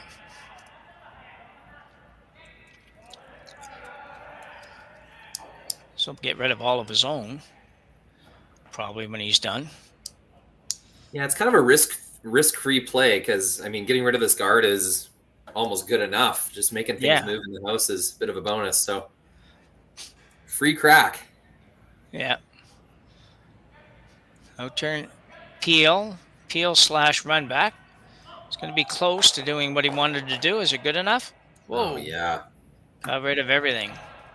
Even sticks his 2 stones in the side of the 12-foot chip. Oh, that's How good is that? That's almost unfair. almost good enough. Look at that. Yeah, Making good things luck, move in yeah. the house is a bit of a bonus. So free crack. Nice throw. Yeah. Some weight, easy out of the hand. No turn. Never Peel. really a doubt on this Peel one. / run back. It's going to be close to Hit doing that what he drag wanted that to you're do. Is it talking good about. enough? Whoa, Hits it no. just in the perfect spot to send them both right where he wanted to. That's right. I got a nickel in the bank, and we're good. Well, this is a tough call now for Craik. Down 1 already. Yeah. And where do you go here? What are you doing here, Roy? Are you going around the center guard? Do you have the nerve to do that, or do you? Well, it just depends how. Well, he knows this Yamaguchi team is going to make a run back more times than not. So even hiding one behind that yellow guard isn't so good. You're almost setting them up for 3. I think the better play, and I think this is what James is thinking, is let's just try to score a bunch in the 6th. You know, or we're going to give him. Let's make his shot for 2 slightly difficult, and even if he gets 2, so we'll be down 3 in the 6th end. We'll try to score our 2 or 3 there. Yeah. So I think that's the thought process here. Yeah. You could come around that corner as well, loop it around just what he just said now. And if you could put it in the right spot, you might make the 2 more difficult, but you're probably not going to make the 2 impossible. So if that's the case, you might as well take the little safer route and play the hit and hope to hang around there a little bit, make the takeout a little more delicate and a little touchier for Yamaguchi.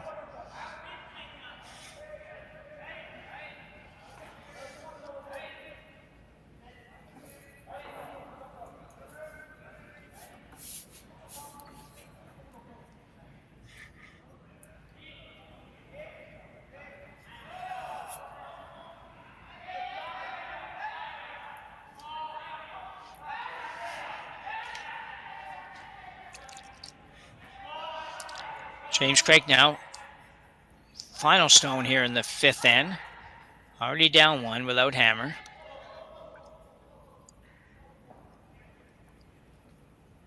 Let's wait. A little outside push.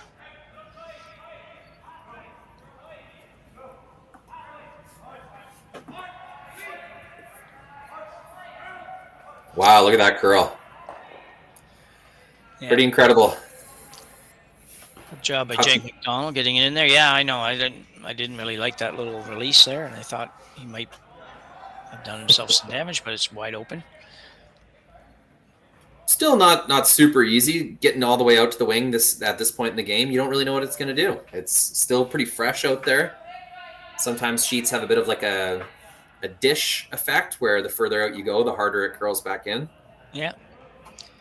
And you just saw James throw this shot, but at the same time, he threw it maybe a little different than you throw it. He certainly had a little punch out at the end, and I haven't really seen that from Karuizawa. A little bit smoother out of the hand, if you want to call it that. But he's had such nice weight all day that these shots have been very, very easy. Like it's just everyone's been like that, just a little tiny bit of sweeping, and they've got it. So a nice deuce for Yamaguchi here in end number 5, and they will take a 5-2 lead after 5 ends of play here at the Saville Grand Prix, the 2025 Saville Grand Prix at the Saville Curling Center. You're watching on Curling Stadium. We'll be back right after the break.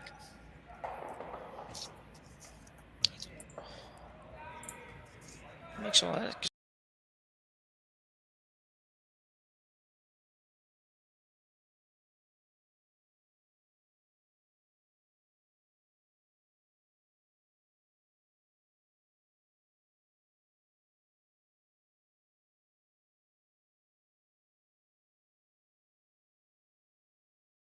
Hey Ben, what's the Aztec Safety online e-learning website again? Yeah, that would be aztecsafety.com. Fire extinguisher and firefighting, we'll send that one to Paul. Ah, now here's a course I should probably take. Conflict resolution. Power line safety. Yeah, I thought it might help me with my line calls. Did you know this Aztec website has over 100 safety courses? Jeez. Aztec Safety online course. Ground disturbance. Could have used that a few seconds ago.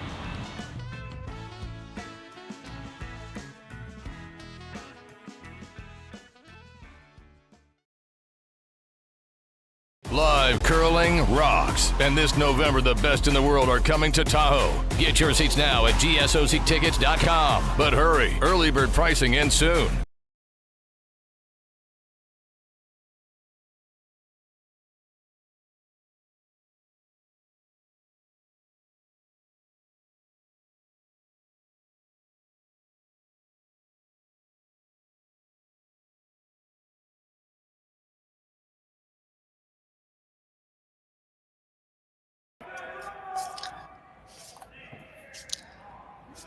That's why I like watching European, particularly English and sports and whatever, because those guys do. Back for end number 6. James Craik with some work to do now, Rory. It's down 3 playing 6 with hammer, but he's got gonna be tough to claw his way back here. Yeah, it's down 3, 6th end. At least the writing's on the wall. Everyone knows what's about to happen. So James is going to put the game on the line this end. Do everything he can to score at least 2 points. Yeah.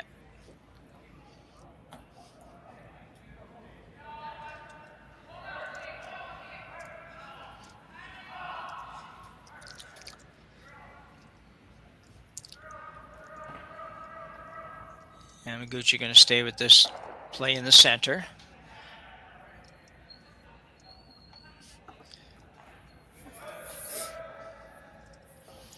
Yeah, center-ish.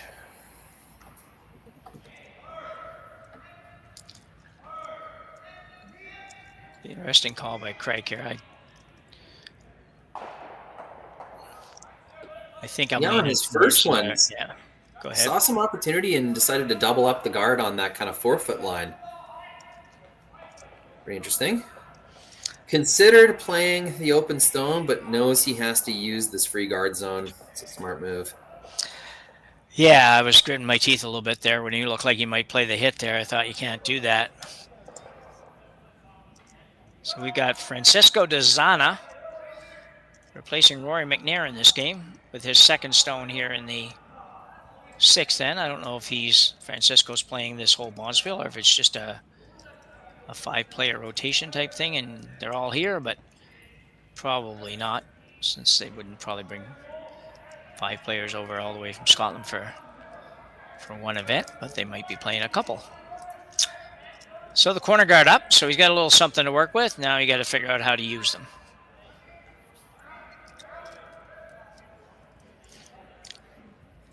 Yamaguchi looking to play a little bump on the yellow. Although it looks like maybe the ice to go around. He's close. I think he was looking at the bump.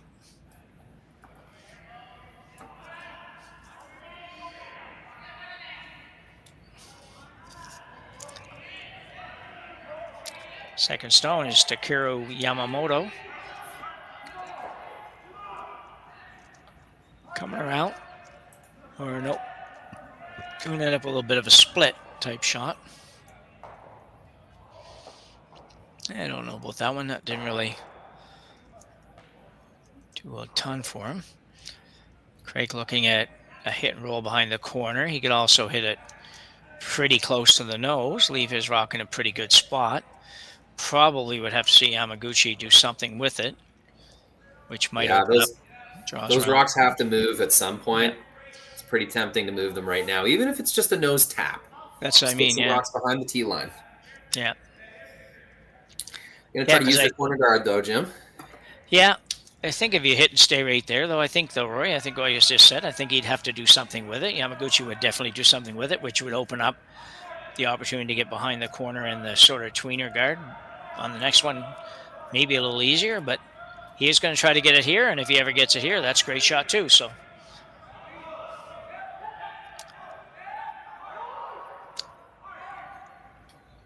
going to be close, I'll tell you that. Doesn't roll too far. And back in. It's pretty good. Really good, yeah. A 6-foot roll there. Yeah, tough one. Tough to get the right weight line combination too. So Yamaguchi will peel the corner now. He'll make a little bit of effort of picking the one off the house, but mainly get rid of the corner.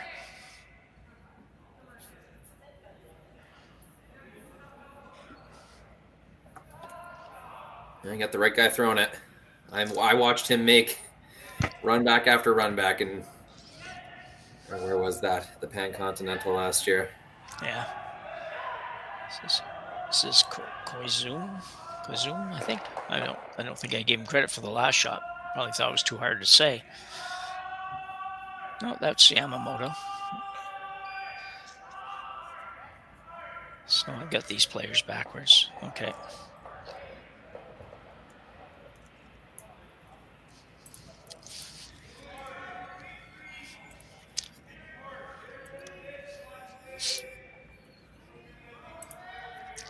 I don't know that you want to go over there with this shot, do you, Roy? I think if you roll over there, aren't you just asking for the opportunity for him to make the double?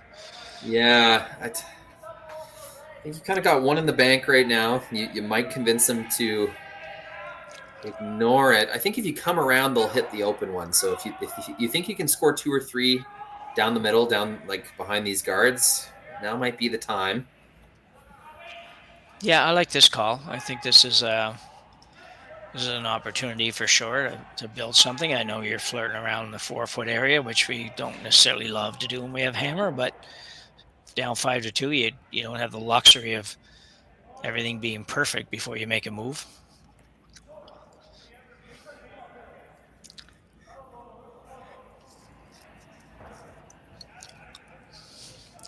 Jake McDonald now.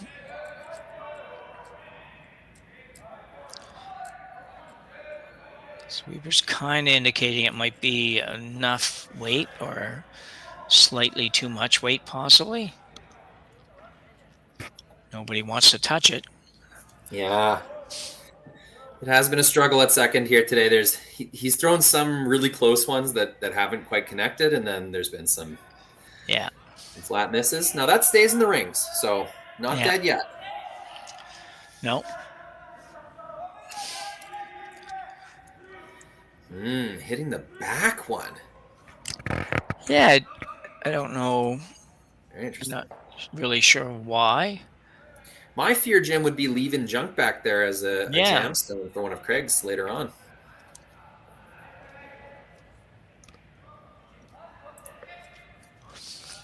I guess if he plays I don't know. If he plays the one that's hot, the high one, you're not really thinking double or anything like that, and I guess maybe he's a little afraid of hitting it and rolling to a place where Craik can roll off it or something, or I don't know. Or maybe if he rolls over and he ends up behind the tee line, he sets up a better situation for Craik, which he's definitely not going to do with this shot. But you got to know James is going to ignore whatever you do here and come right around, I think. But we'll see. Yamaguchi.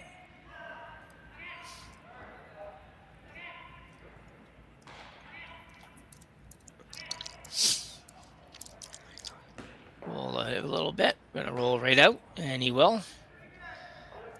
I'd say that's better than sticking around back there at this point. Yeah, I think so too, yeah. Opens up an opportunity again for Craik to come right around. The only problem here is not even a problem with this call. It's just that he is going to have a hard time bringing the other red one into being first or second shot, I think, because he's got to get rid of the yellow to make that happen. It's not going to be easy. Fraser Swanston now. Third for Craik. To make sure we don't hit any guards. I must say, there hasn't been very many that the sweepers haven't been able to get by on both teams so far today. Like that. That's a beautiful draw. That is really nice. Nicely Perfect managed. depth. Yeah. And gets enough curl that there's no yellow-red action. So now the risk of kind of setting up a double or leaving James the opportunity to get rid of the yellow in the top 12 is back. And is this draw ice I'm seeing? I can't believe he would it? I know, I'm thinking that too, but... Well, here's where the thinking may be coming from. He's hitting that outside one is just going to give Team Craik a free crack at getting into the 4-foot behind those guards again. Yeah. So you're going to be facing 2 behind the guards anyway. So, you may as well beat them there. And as long as you're not setting up a double on that yellow, the risk is not that great. No, true enough.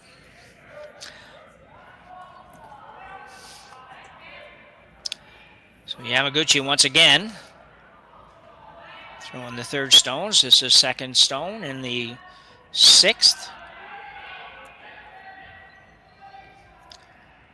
Trying to freeze to the red. Tell you what, he's going to be super close if they get it there. Pretty close. Could have been a little bit better. They had an opportunity to make that a little bit better. Well, that's really lucky, Jim. If they're just a little bit lighter, they're ticking off of that yellow and setting up a crotch double, and then they're in huge trouble. So yeah, really nice sweep to even just get it there.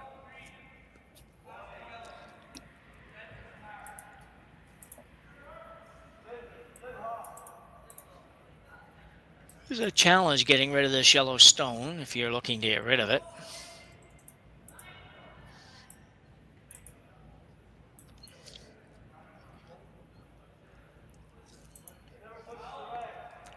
I don't know. I don't know them loving this query. I'm not quite sure what you're going to end up with. You might just end up with the Yamaguchi having a much easier access to that rock in the forefoot.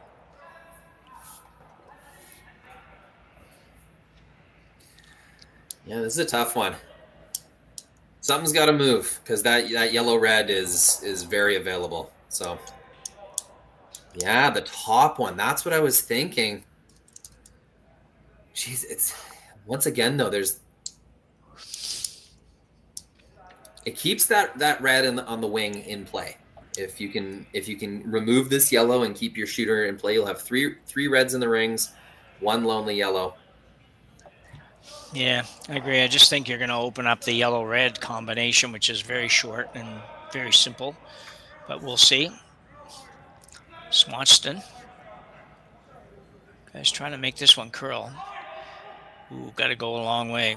Got to go a long way. Needs to hit the top one. Okay. Splits up the yellows. It's not a great result.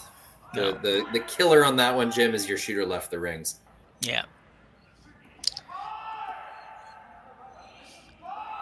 Yeah, in some trouble here because now the red's accessible on either side. I just didn't love that shot. I don't know for sure. I thought they might just come right around again.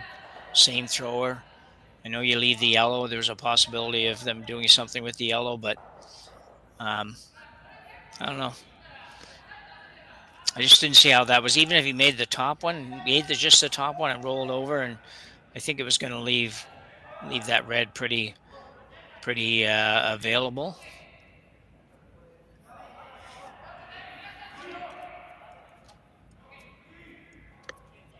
Well, the cameras are on pause. Yeah, happens every now and then. Oh, we still got one. We do. Well, we're about to find out what they're doing. I think it's that short run back down the middle.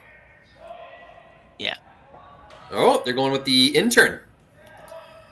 Going around the guard. Playing the slightly tougher one, actually, for the better result. So curling pretty good. Yes, it is. And bam, it will get rid, but oh, may have set up a thin double. Pretty. Oh, definitely there. No gimme, but definitely there. Probably has to play that actually now. I don't know if you can wait one more shot. Give this a go, and if you don't make it, make sure you're a little at least thick and maybe hang around there somewhere and still have a whack at it on the next shot. That might be hard to do because this is a relatively thin double. Could be perfect though if you make it, and you're probably at a point where you just need to make something perfect. The only other shot that it would be there that I think would be that out turn, come around and give up on bringing the red one into play on the wings there. Come right around and either remove the yellow or sit on the yellow.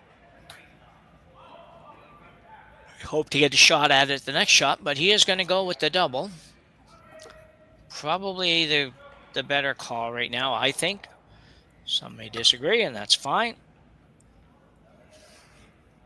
Yeah, I mean, I guess you could freeze on the top yellow, and then you have two ways of getting at it and getting your two. And if you get a miss at Yanagisawa, you can play the double on your next one, perhaps for 3. This is your safest way to 2 points, though. Looks like they had something cooking this end, but that's the problem with needing that multi-point score. You're one miss away from your whole plan kind of getting thrown out the window. Yeah. So this might be close because he's got the hole sweeper going on it. Whoa, curling a lot. As thin as possible, he got that. I'll tell you, right? Yeah, I know. See the reaction. Yeah, came about as close to the 2 guards as you want to come, and then just about didn't even touch the other rock, but he did manage to make it. So as a result, that's about the best he could hope for, to be honest. They could have buried it behind, but it wouldn't have mattered. The other one's wide open. They were just going to hit that instead. So, hey, well done. Got a really good chance at his deuce. Just basically should have an open hit for the 2. Or almost open hit. This one could roll a little bit behind the guard, but certainly accessible.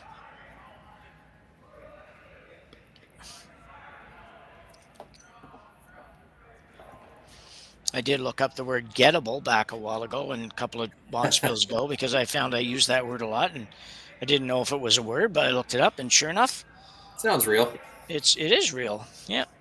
It means exactly what we wanted it to mean. I thought maybe we might be using it, but it didn't mean that. But anyway, so open hit and stay here for Team Yamaguchi, Gizawa. Just trying to hit it with that same weight he's been throwing all day long. Going to try to make a little bit of a roll. Going to roll a little too far, I think. Not called 100%, but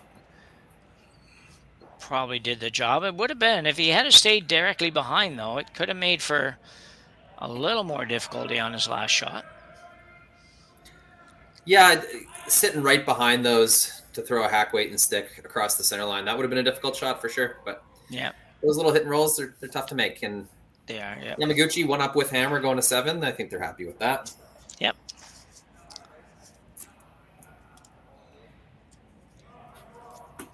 So James Craik with an opportunity for a deuce here in end number 6. Obviously a big shot. They're all big shots for the skip shots usually in bonspiels and in games, and particularly as your end game moves on here and you're down a few. You don't get a lot of chances. You got to make it when you get it. So we'll see how he gets along. Like the release on that better than the punch-out release, but Jake McDonald, just a heavy clean. And he's going to be right on the beacon. A very nice shot by James Craik. He will pick up his 2 here in end number 6. Craik will now trail by 1 without hammer, playing 7 when we come back after the break.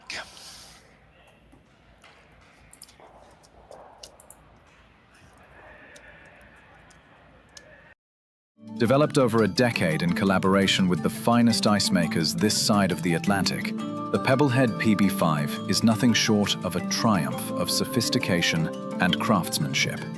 Weighing less than half its lumbering copper predecessors, yet boasting 10-fold their durability, the PB5 delivers perfect, consistent ice, time after time.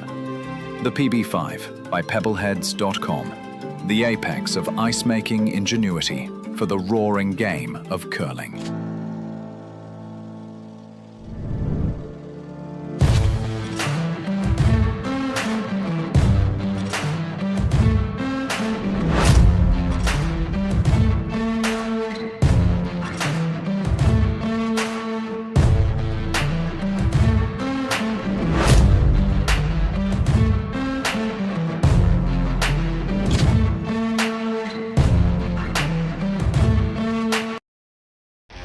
The 2025-2026 Grand Slam of Curling schedule is out, with big events happening all over Canada, like the Masters heading to London in September, the Tour Challenge from Nisku this October, the Canadian Open from Saskatoon in December, and the Players' Championship from Steinbach coming in January.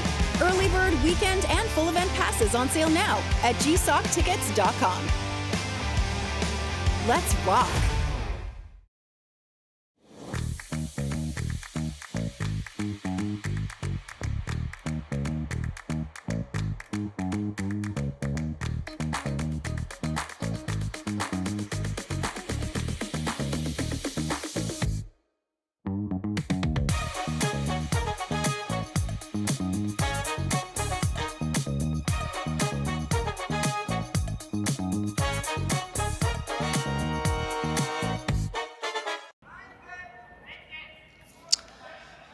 So 2 ends to go here.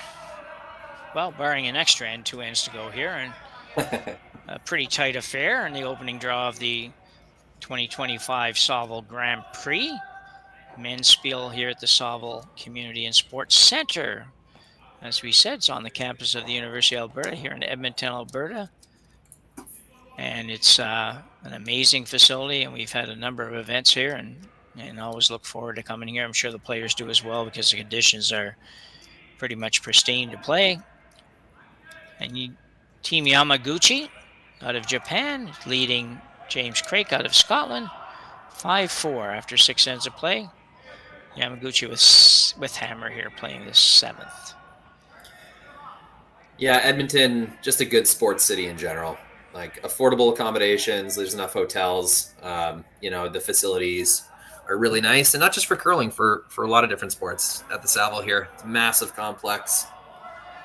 All sorts of fun stuff going on in Edmonton.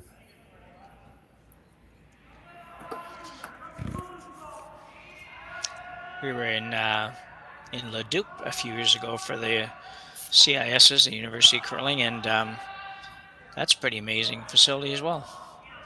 Yeah, the curling clubs in Alberta, that whole highway, between Calgary and Edmonton, there are a ton of curling rinks and really, really good ice makers. Yeah, all throughout there. It's a total hotbed of curling. Good draw. So Craik got a couple of nice guards up there from lead Francisco. Dezana. Beauties, actually, just spread apart nicely. Yamaguchi did a good job of kind of taking them out of play for a shot or two. This is always difficult. Yeah, this is a big shot. You got to keep your shooter in a usable position here.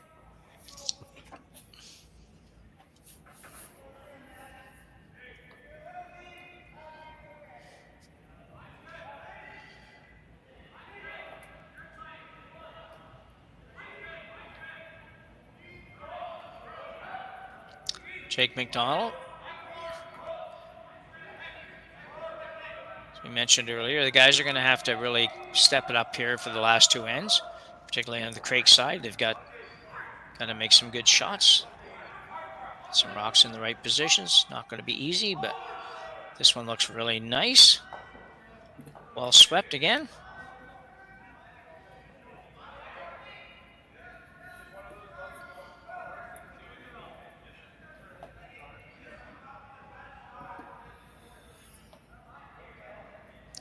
So Yamaguchi now going to run that front one back, and it's always interesting. You usually put these guards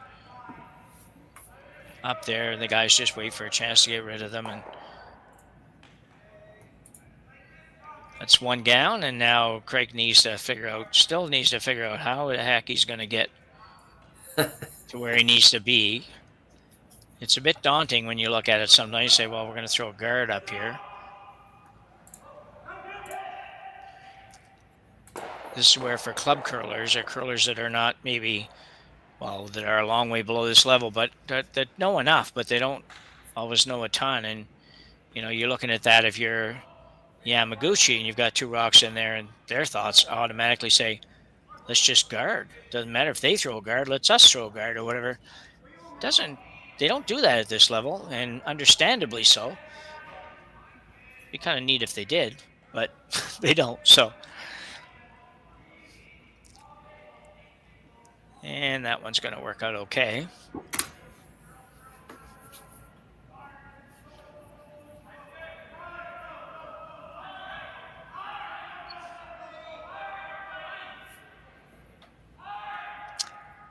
Another peel.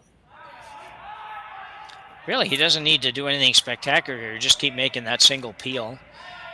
Yeah, Two rocks he has in the 100%. house are kind of protected. This will be a waiting game. James will try to make something happen on his stones, I think. He's got to keep guarding until then. Yeah. He could try that in-turn tap again, get a yellow rock behind the tee line. Right now, they're in really good spots, those yellows. So it's a two-shot kind of thing. You'll have to move them around and then make a draw. So 2 shots needed, but not quite time yet. Yeah.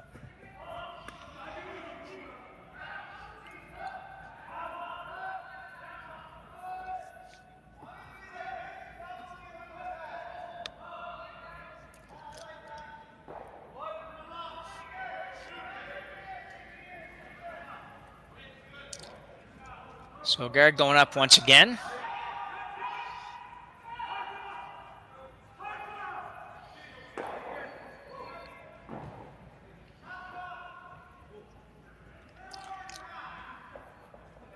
Well, they're doing a good job with the rock positioning this end, that's for sure. Fortunately, they're in a bit of a difficult situation, but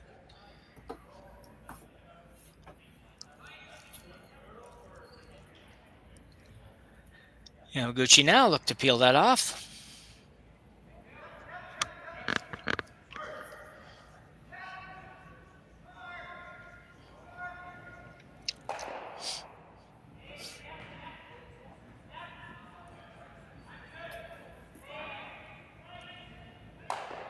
I tried to make that one interesting.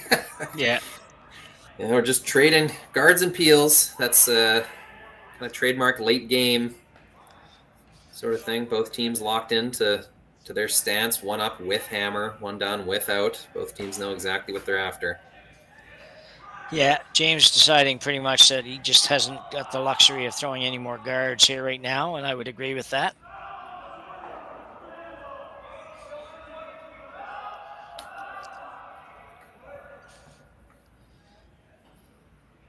Well, the guys are going to have a look at it. Probably a good idea. They're all going to have a look at it. Yeah, why not?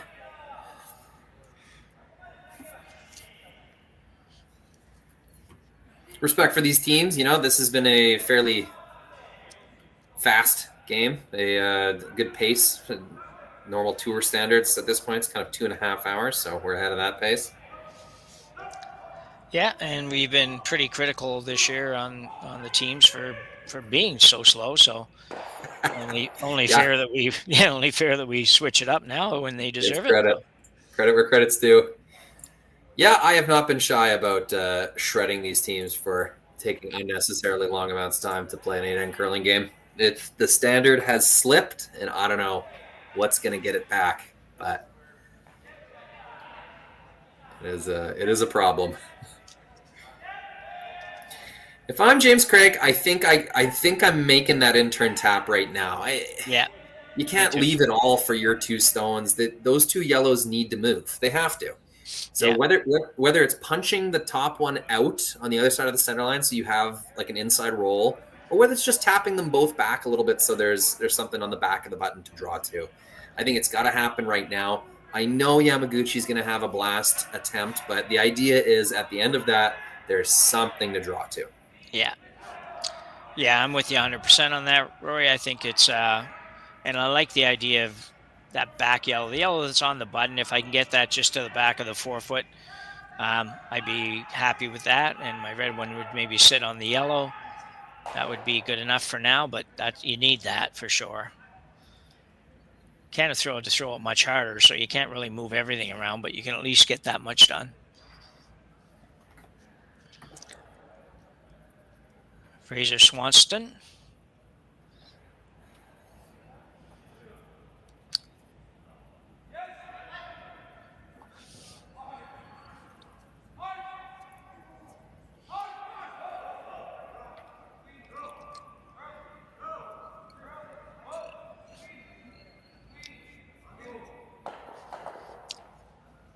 Probably just a little heavy, maybe. Yeah, I think it was a little bit heavier than it needed to be, but I'm not quite sure now what we've got Yeah, yellow 2 and 3. Yeah. Or sorry, 1 and 3, pardon. Yeah, but you know what? They have tempted Yamaguchi into ignoring the guard, maybe, which is a victory in itself. Yeah.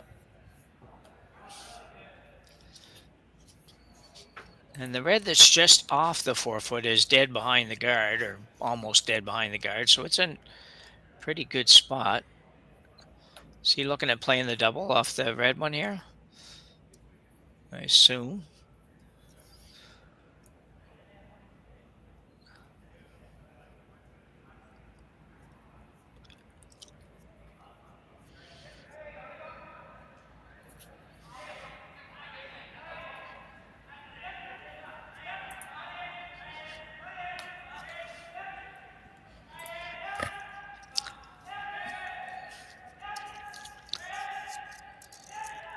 So he could make this very, very tough on Craik by making this shot.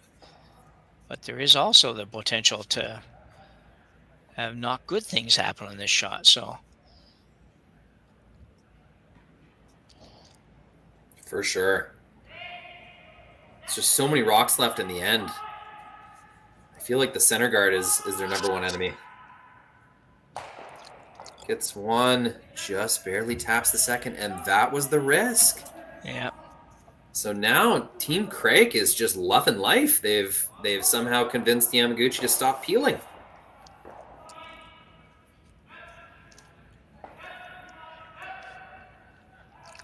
Craik looking for a little gentle tap.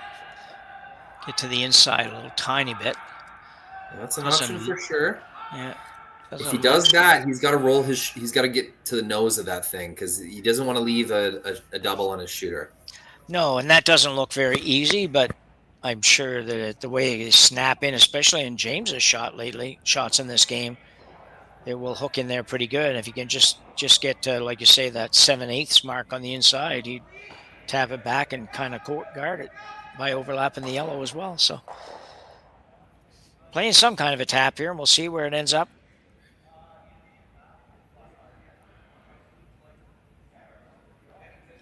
Probably needs a touch more than T-line weight. Probably needs just that back button, back 4 maybe for weight, but nothing more than that. I don't even know if he needs back 4. I think he needs a little more than just a foot tap. He's got to go a little further than that because he's got to get it to move. Anyway, we're going to see.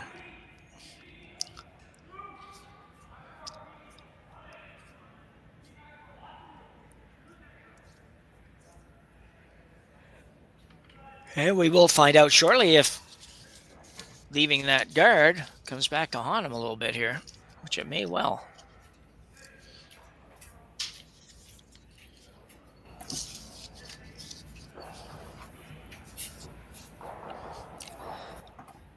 Out-turn tap for James Craik.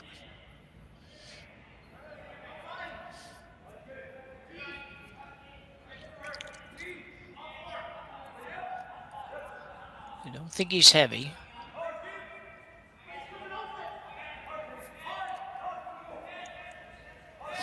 Gotta go.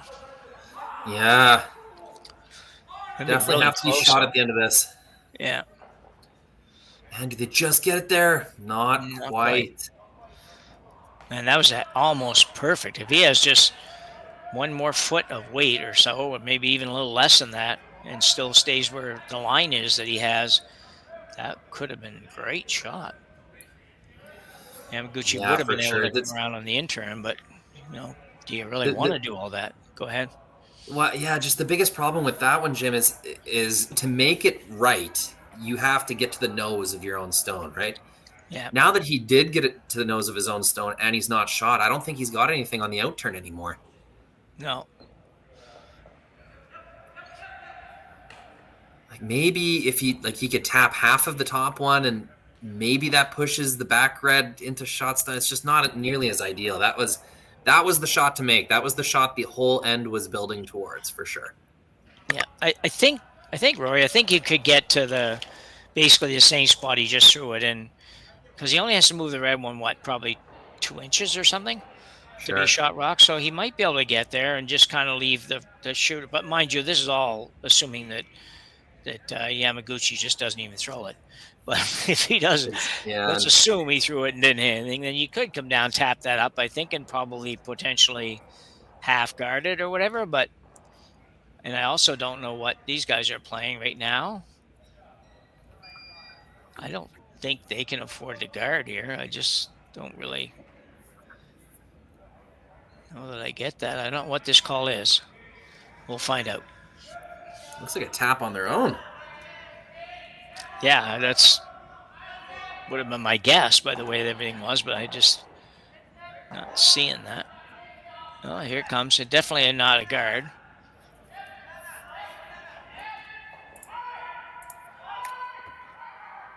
And you sneak it by the red. He will not.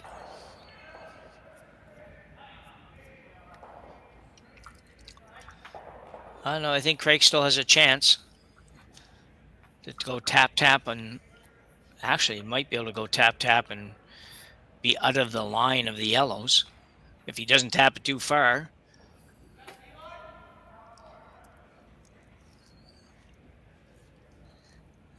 Could be a very interesting shot.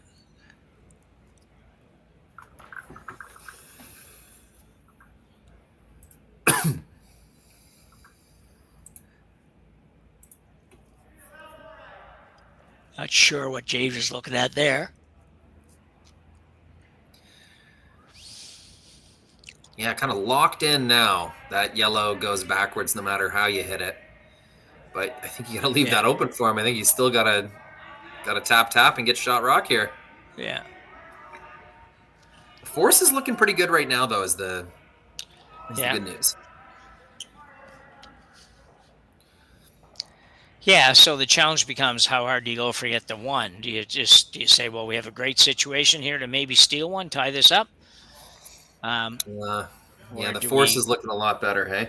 Yeah, exactly. Or do we play this maybe to steal one, but if it doesn't go right, the game might be over. It's a bit of a tough call. And the other question is, would you rather be down 2 with or 1 or even tied without? So I'm not sure which one you prefer there either. So probably down 2 with, probably in most cases, but. Yeah, you get better chances tied without, like analytics would say. Yep. Okay. Yeah, but it's a preference thing for sure. Yeah. With the no tick rule, I really like tied without. You just set up a steal. That's pretty straightforward. Yeah.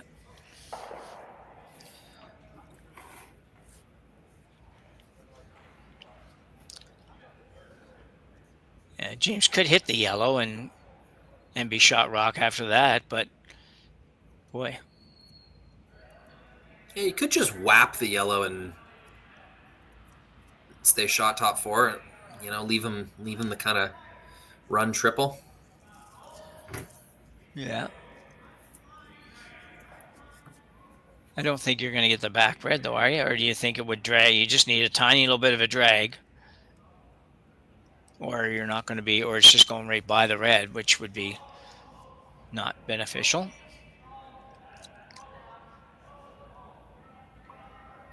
Well, I suppose you'd be shot rock, I guess. Maybe it is beneficial. Anyway, we'll see what he's going to do here. Not throwing it real hard. See where he leaves his shooter. Yeah, that's you good. can see him signal that he wanted to punch the yellow to the back 8. Do they want the shooter right on top, or do they want to roll it off? Yeah. Well, they're okay with rolling it off, looks like. 1, 2, and that is a pretty good scenario, I would say.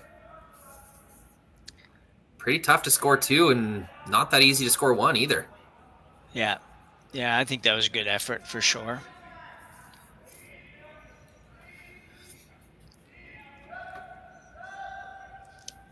Probably can see a quarter of the yellow. That's that's all. You might be a tiny little bit more than that from the right-hand hack, from the right-hander's hack, but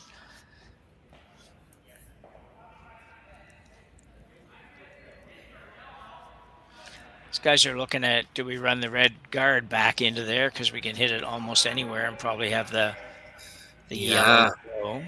I've been kind of trying to draw that one out in my mind, Jim. So I think the problem is the back red jams on at least one of those back yellows, doesn't it? I don't know that it's going to hit the back red hard enough. It looks to me like it's not going to make that much contact with the back red. I think you'd leave. That's the one that's going to score your point. Geez, if he could see any more of his own yellow, there would be like a board weight. Yeah. Like for 2. Yep.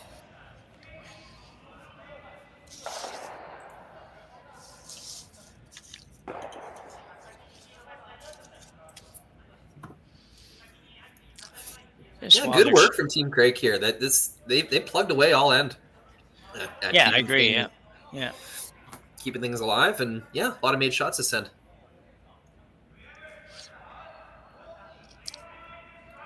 Just a reminder, everyone, to be sure to like and subscribe to our channel on YouTube.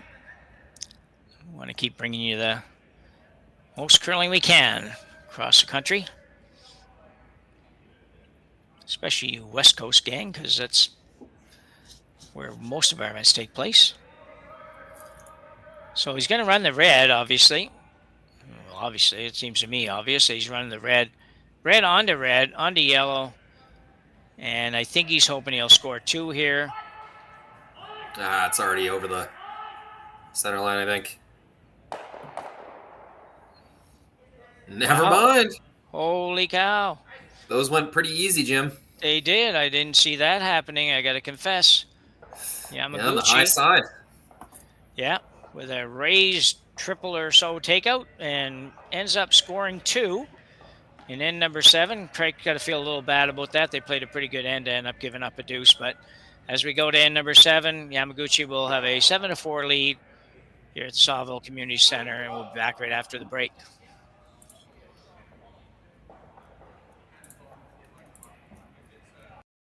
Developed over a decade in collaboration with the finest ice makers this side of the Atlantic, the Pebblehead PB5 is nothing short of a triumph of sophistication and craftsmanship.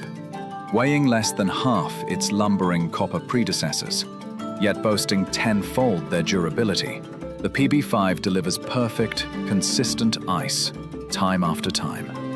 The PB5 by Pebbleheads.com, the apex of ice-making ingenuity for the roaring game of curling. Live curling rocks. And this November, the best in the world are coming to Tahoe. Get your seats now at gsoctickets.com. But hurry, early bird pricing ends soon.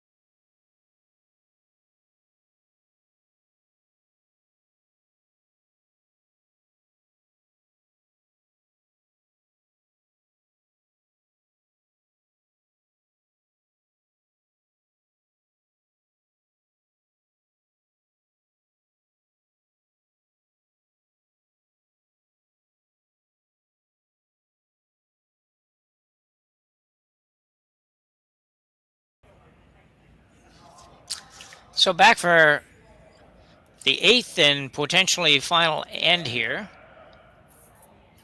in our game between Yamaguchi and Craik, and a great shot there in the 7th that we haven't quite figured out yet, Roy. We weren't really expecting the rocks to fly the way they were going. They flew there.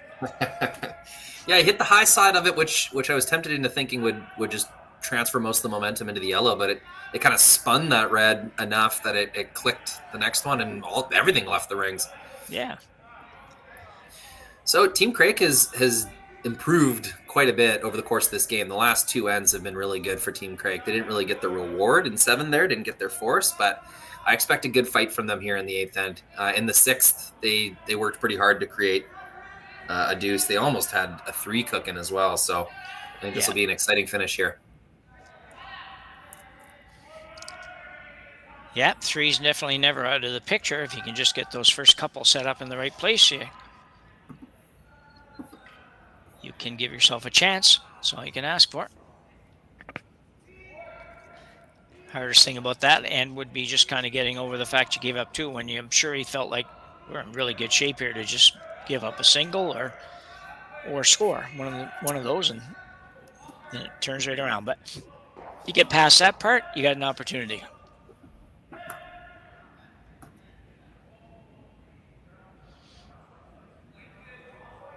Got their first guard down the middle, Jim. Yeah, different.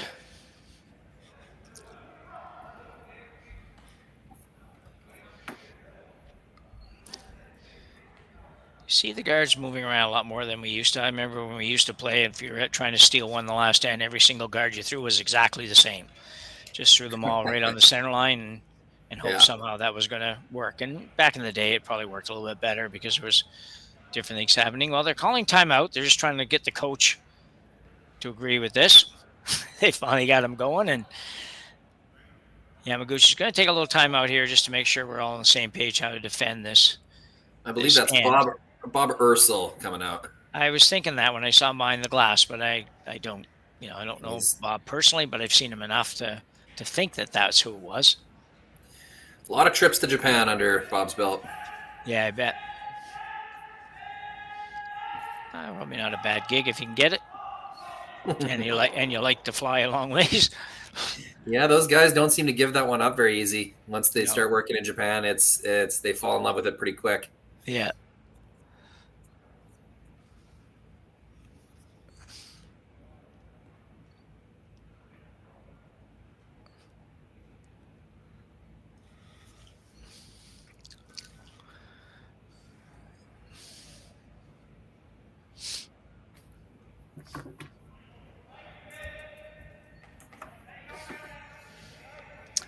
So after all that, let's see what they decided on. They're going to try to punch this guard.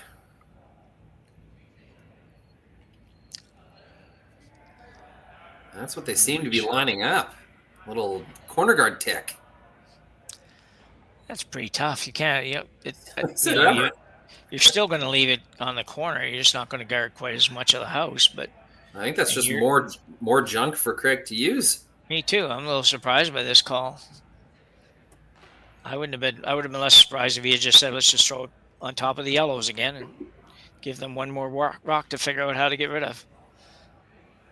Or, well, you don't really want to move the center one because you don't want to put it on the corner. Anyway, different.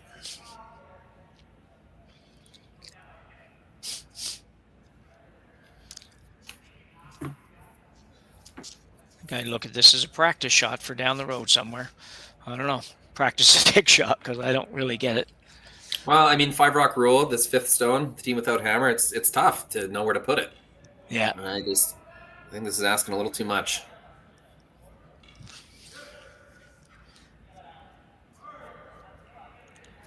You could throw this one away even if you wanted to be honest. It's probably not going to be very helpful when it's all said and done.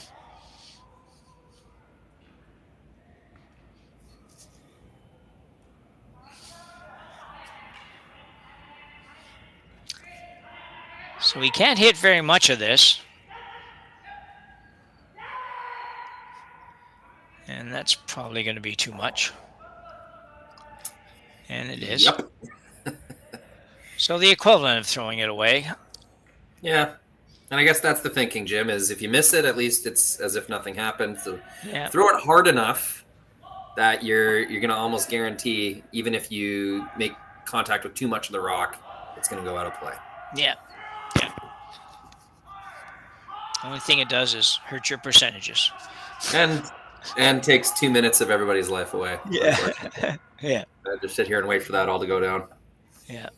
It's like trying to draw the opponent offside in football, Yeah. Probably a waste of time. Might work, but that's so annoying. I find that so annoying, that particular thing. It's the worst. Just like I haven't even know if I've seen it work. It probably worked once or twice when they first started to try to do it, but then when it got to the point where everybody everywhere on both sides of the ball know it, it's just like, just a waste of time. Sports are trendy.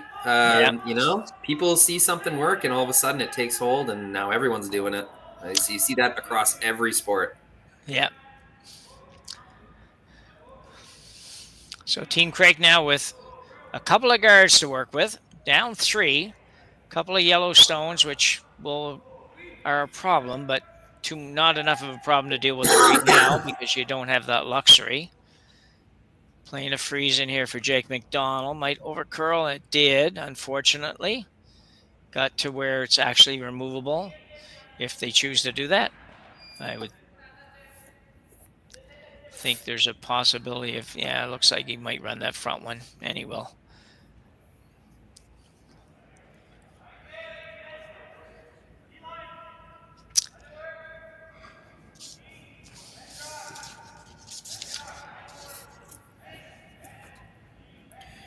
And now the shots a little more straightforward for Team Yamaguchi. Yeah.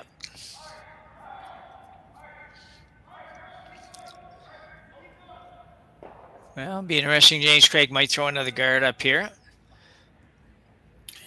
Well, the key will be to somehow convince Team Yamaguchi to ignore a red stone at some point and try to make either a draw or something. Because right now they got 2 open hits, right? So that burns 2 stones. How in Yamaguchi's skip stones can you make his shot either more difficult or try to convince him to play something that isn't a hit? That's what James Craik is trying to figure out right now. And so, he's going to play a little unorthodox. He's going to try to, this looks like a call to guard the yellows.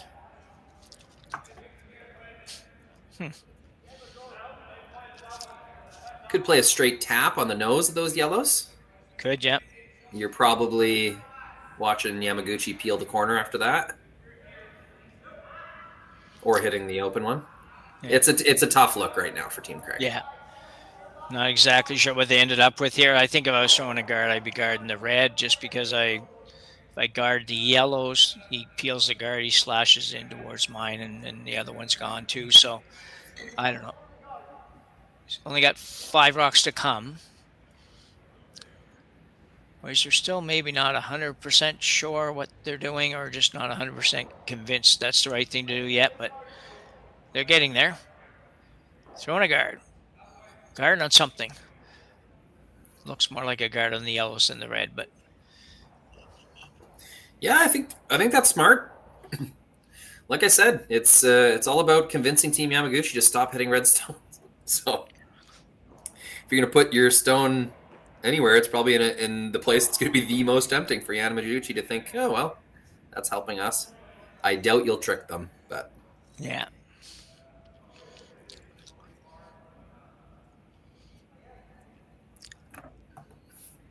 Well, he's going to have what he wants when it's done if it doesn't go too deep. It curls a lot at the end when they put that big spin on, and then it just kind of comes up. But it's actually not the worst spot, Jim. Like, I know it's a miss, but yeah. There's no double, and as of right now, you can't remove that one on the top 12, and hitting that outside red has a touch of risk. Yeah, I think you're just running the top red into the other red, aren't you? Yep. Yeah. I think I'd be hitting the open one regardless. Let myself roll out a little bit. The open one, the one in the 8-foot? Yeah, I think so. Yeah. Jeez, it's not that open though, Roy. You're right. Just edge on edge.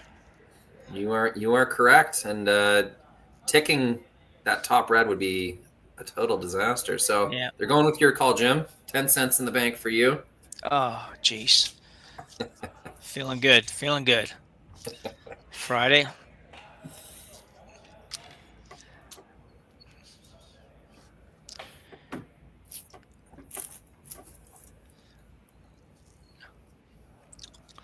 Yamaguchi, this one will have a little heat on it. Looking to maybe make the double. He has to catch that top one. Perfect spot to make the double, but he's going to be in the neighborhood of getting 1, and that's all. So it was going to be a tough double. I just figured he had to hit that one regardless if you made the double or not. So yeah, one more rock goes away, and Team Yamaguchi gets that much closer to running Team Craik out of stones. So a good trade for Team Yamaguchi. Just if you haven't looked, it is 4 pools of 5 in this event, so the teams will play 4 games. So certainly not out of it by losing your first game. If it happens that Craik does lose this game, then he's a long ways from being out of it. But it's always better to win than to lose in these kinds of things. So going around the corner now.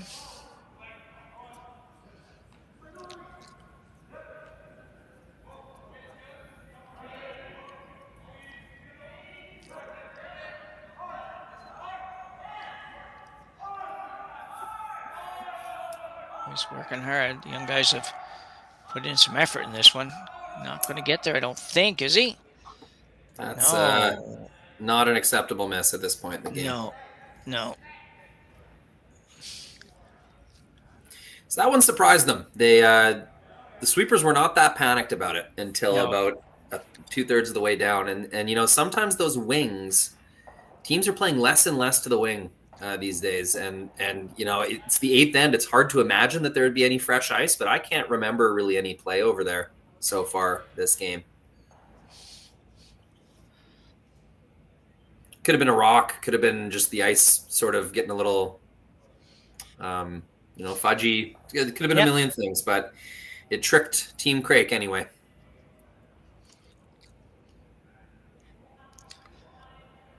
Yeah, I'm good. You're taking a little time to think about this one.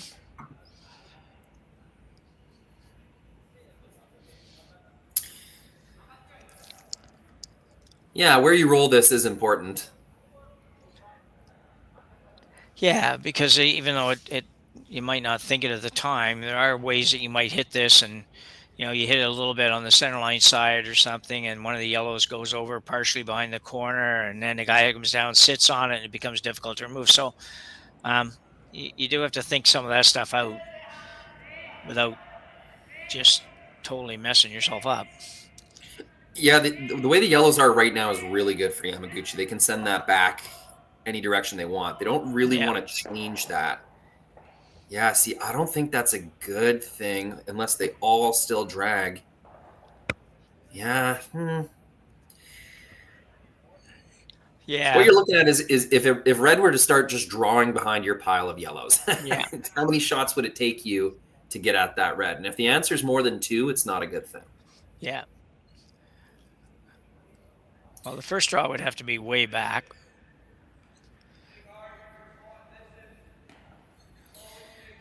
So the trouble here is if James wants to score 3, he can't just plug 3 of them behind those corner guards. He does have to move these yellows. So yeah, I think it's a situation here where they got to make like one hit and roll at least in this shot or James's next one. Yeah, even though it sounds counterproductive to what you're trying to do, I think I agree with you because and the other part, you could come around the corner. You're right. You can't just pile 3 of them around there and say, well, that's good enough. You're probably not even counting 1, never mind 3. And even if you said, well, let's come around the center ones, we go way back to the back of the 8-foot, then you go back to the back of the 8-foot, and assuming somehow or other he doesn't hit any of them, I think you run out of room for the third rock. So, I'm not sure that he didn't have to move them either, and it would have had to be on that shot, obviously. But anyway, let's see. This looks like it could be a good one. Yeah, this is the one free draw I think you could take if you so wanted to. Really nice sweep and nice throw. That's it's a great draw.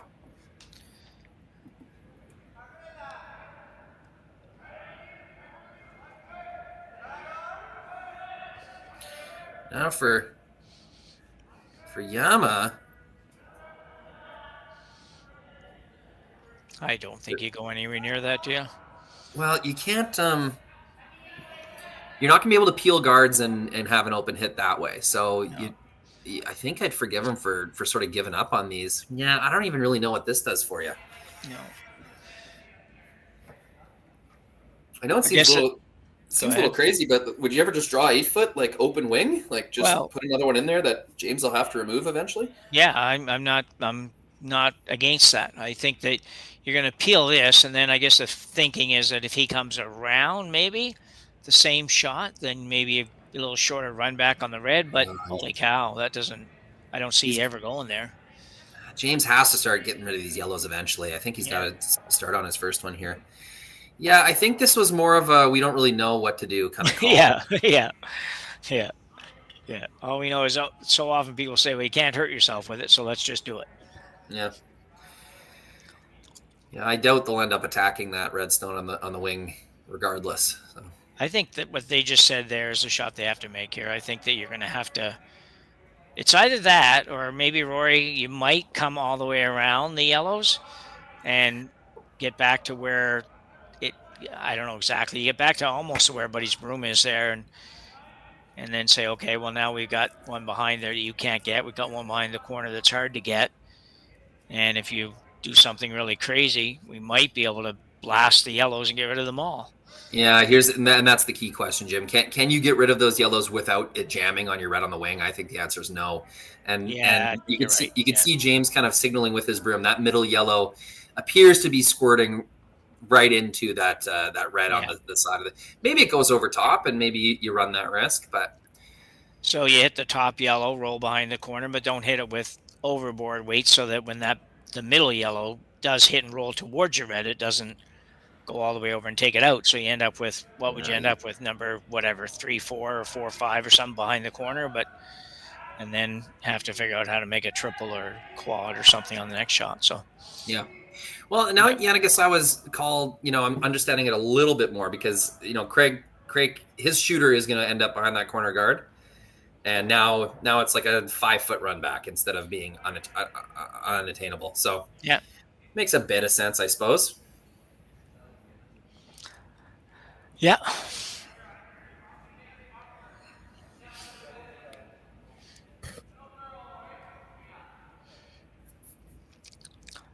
So James Craik just kind of hanging on to that last thread of the rope sort of thing when you're hanging over the cliff somewhere, waiting for it to break or not break. But give him credit. Like you said, last hand, this team has played much better the last couple of ends and maybe the last 3 or 4 ends. And,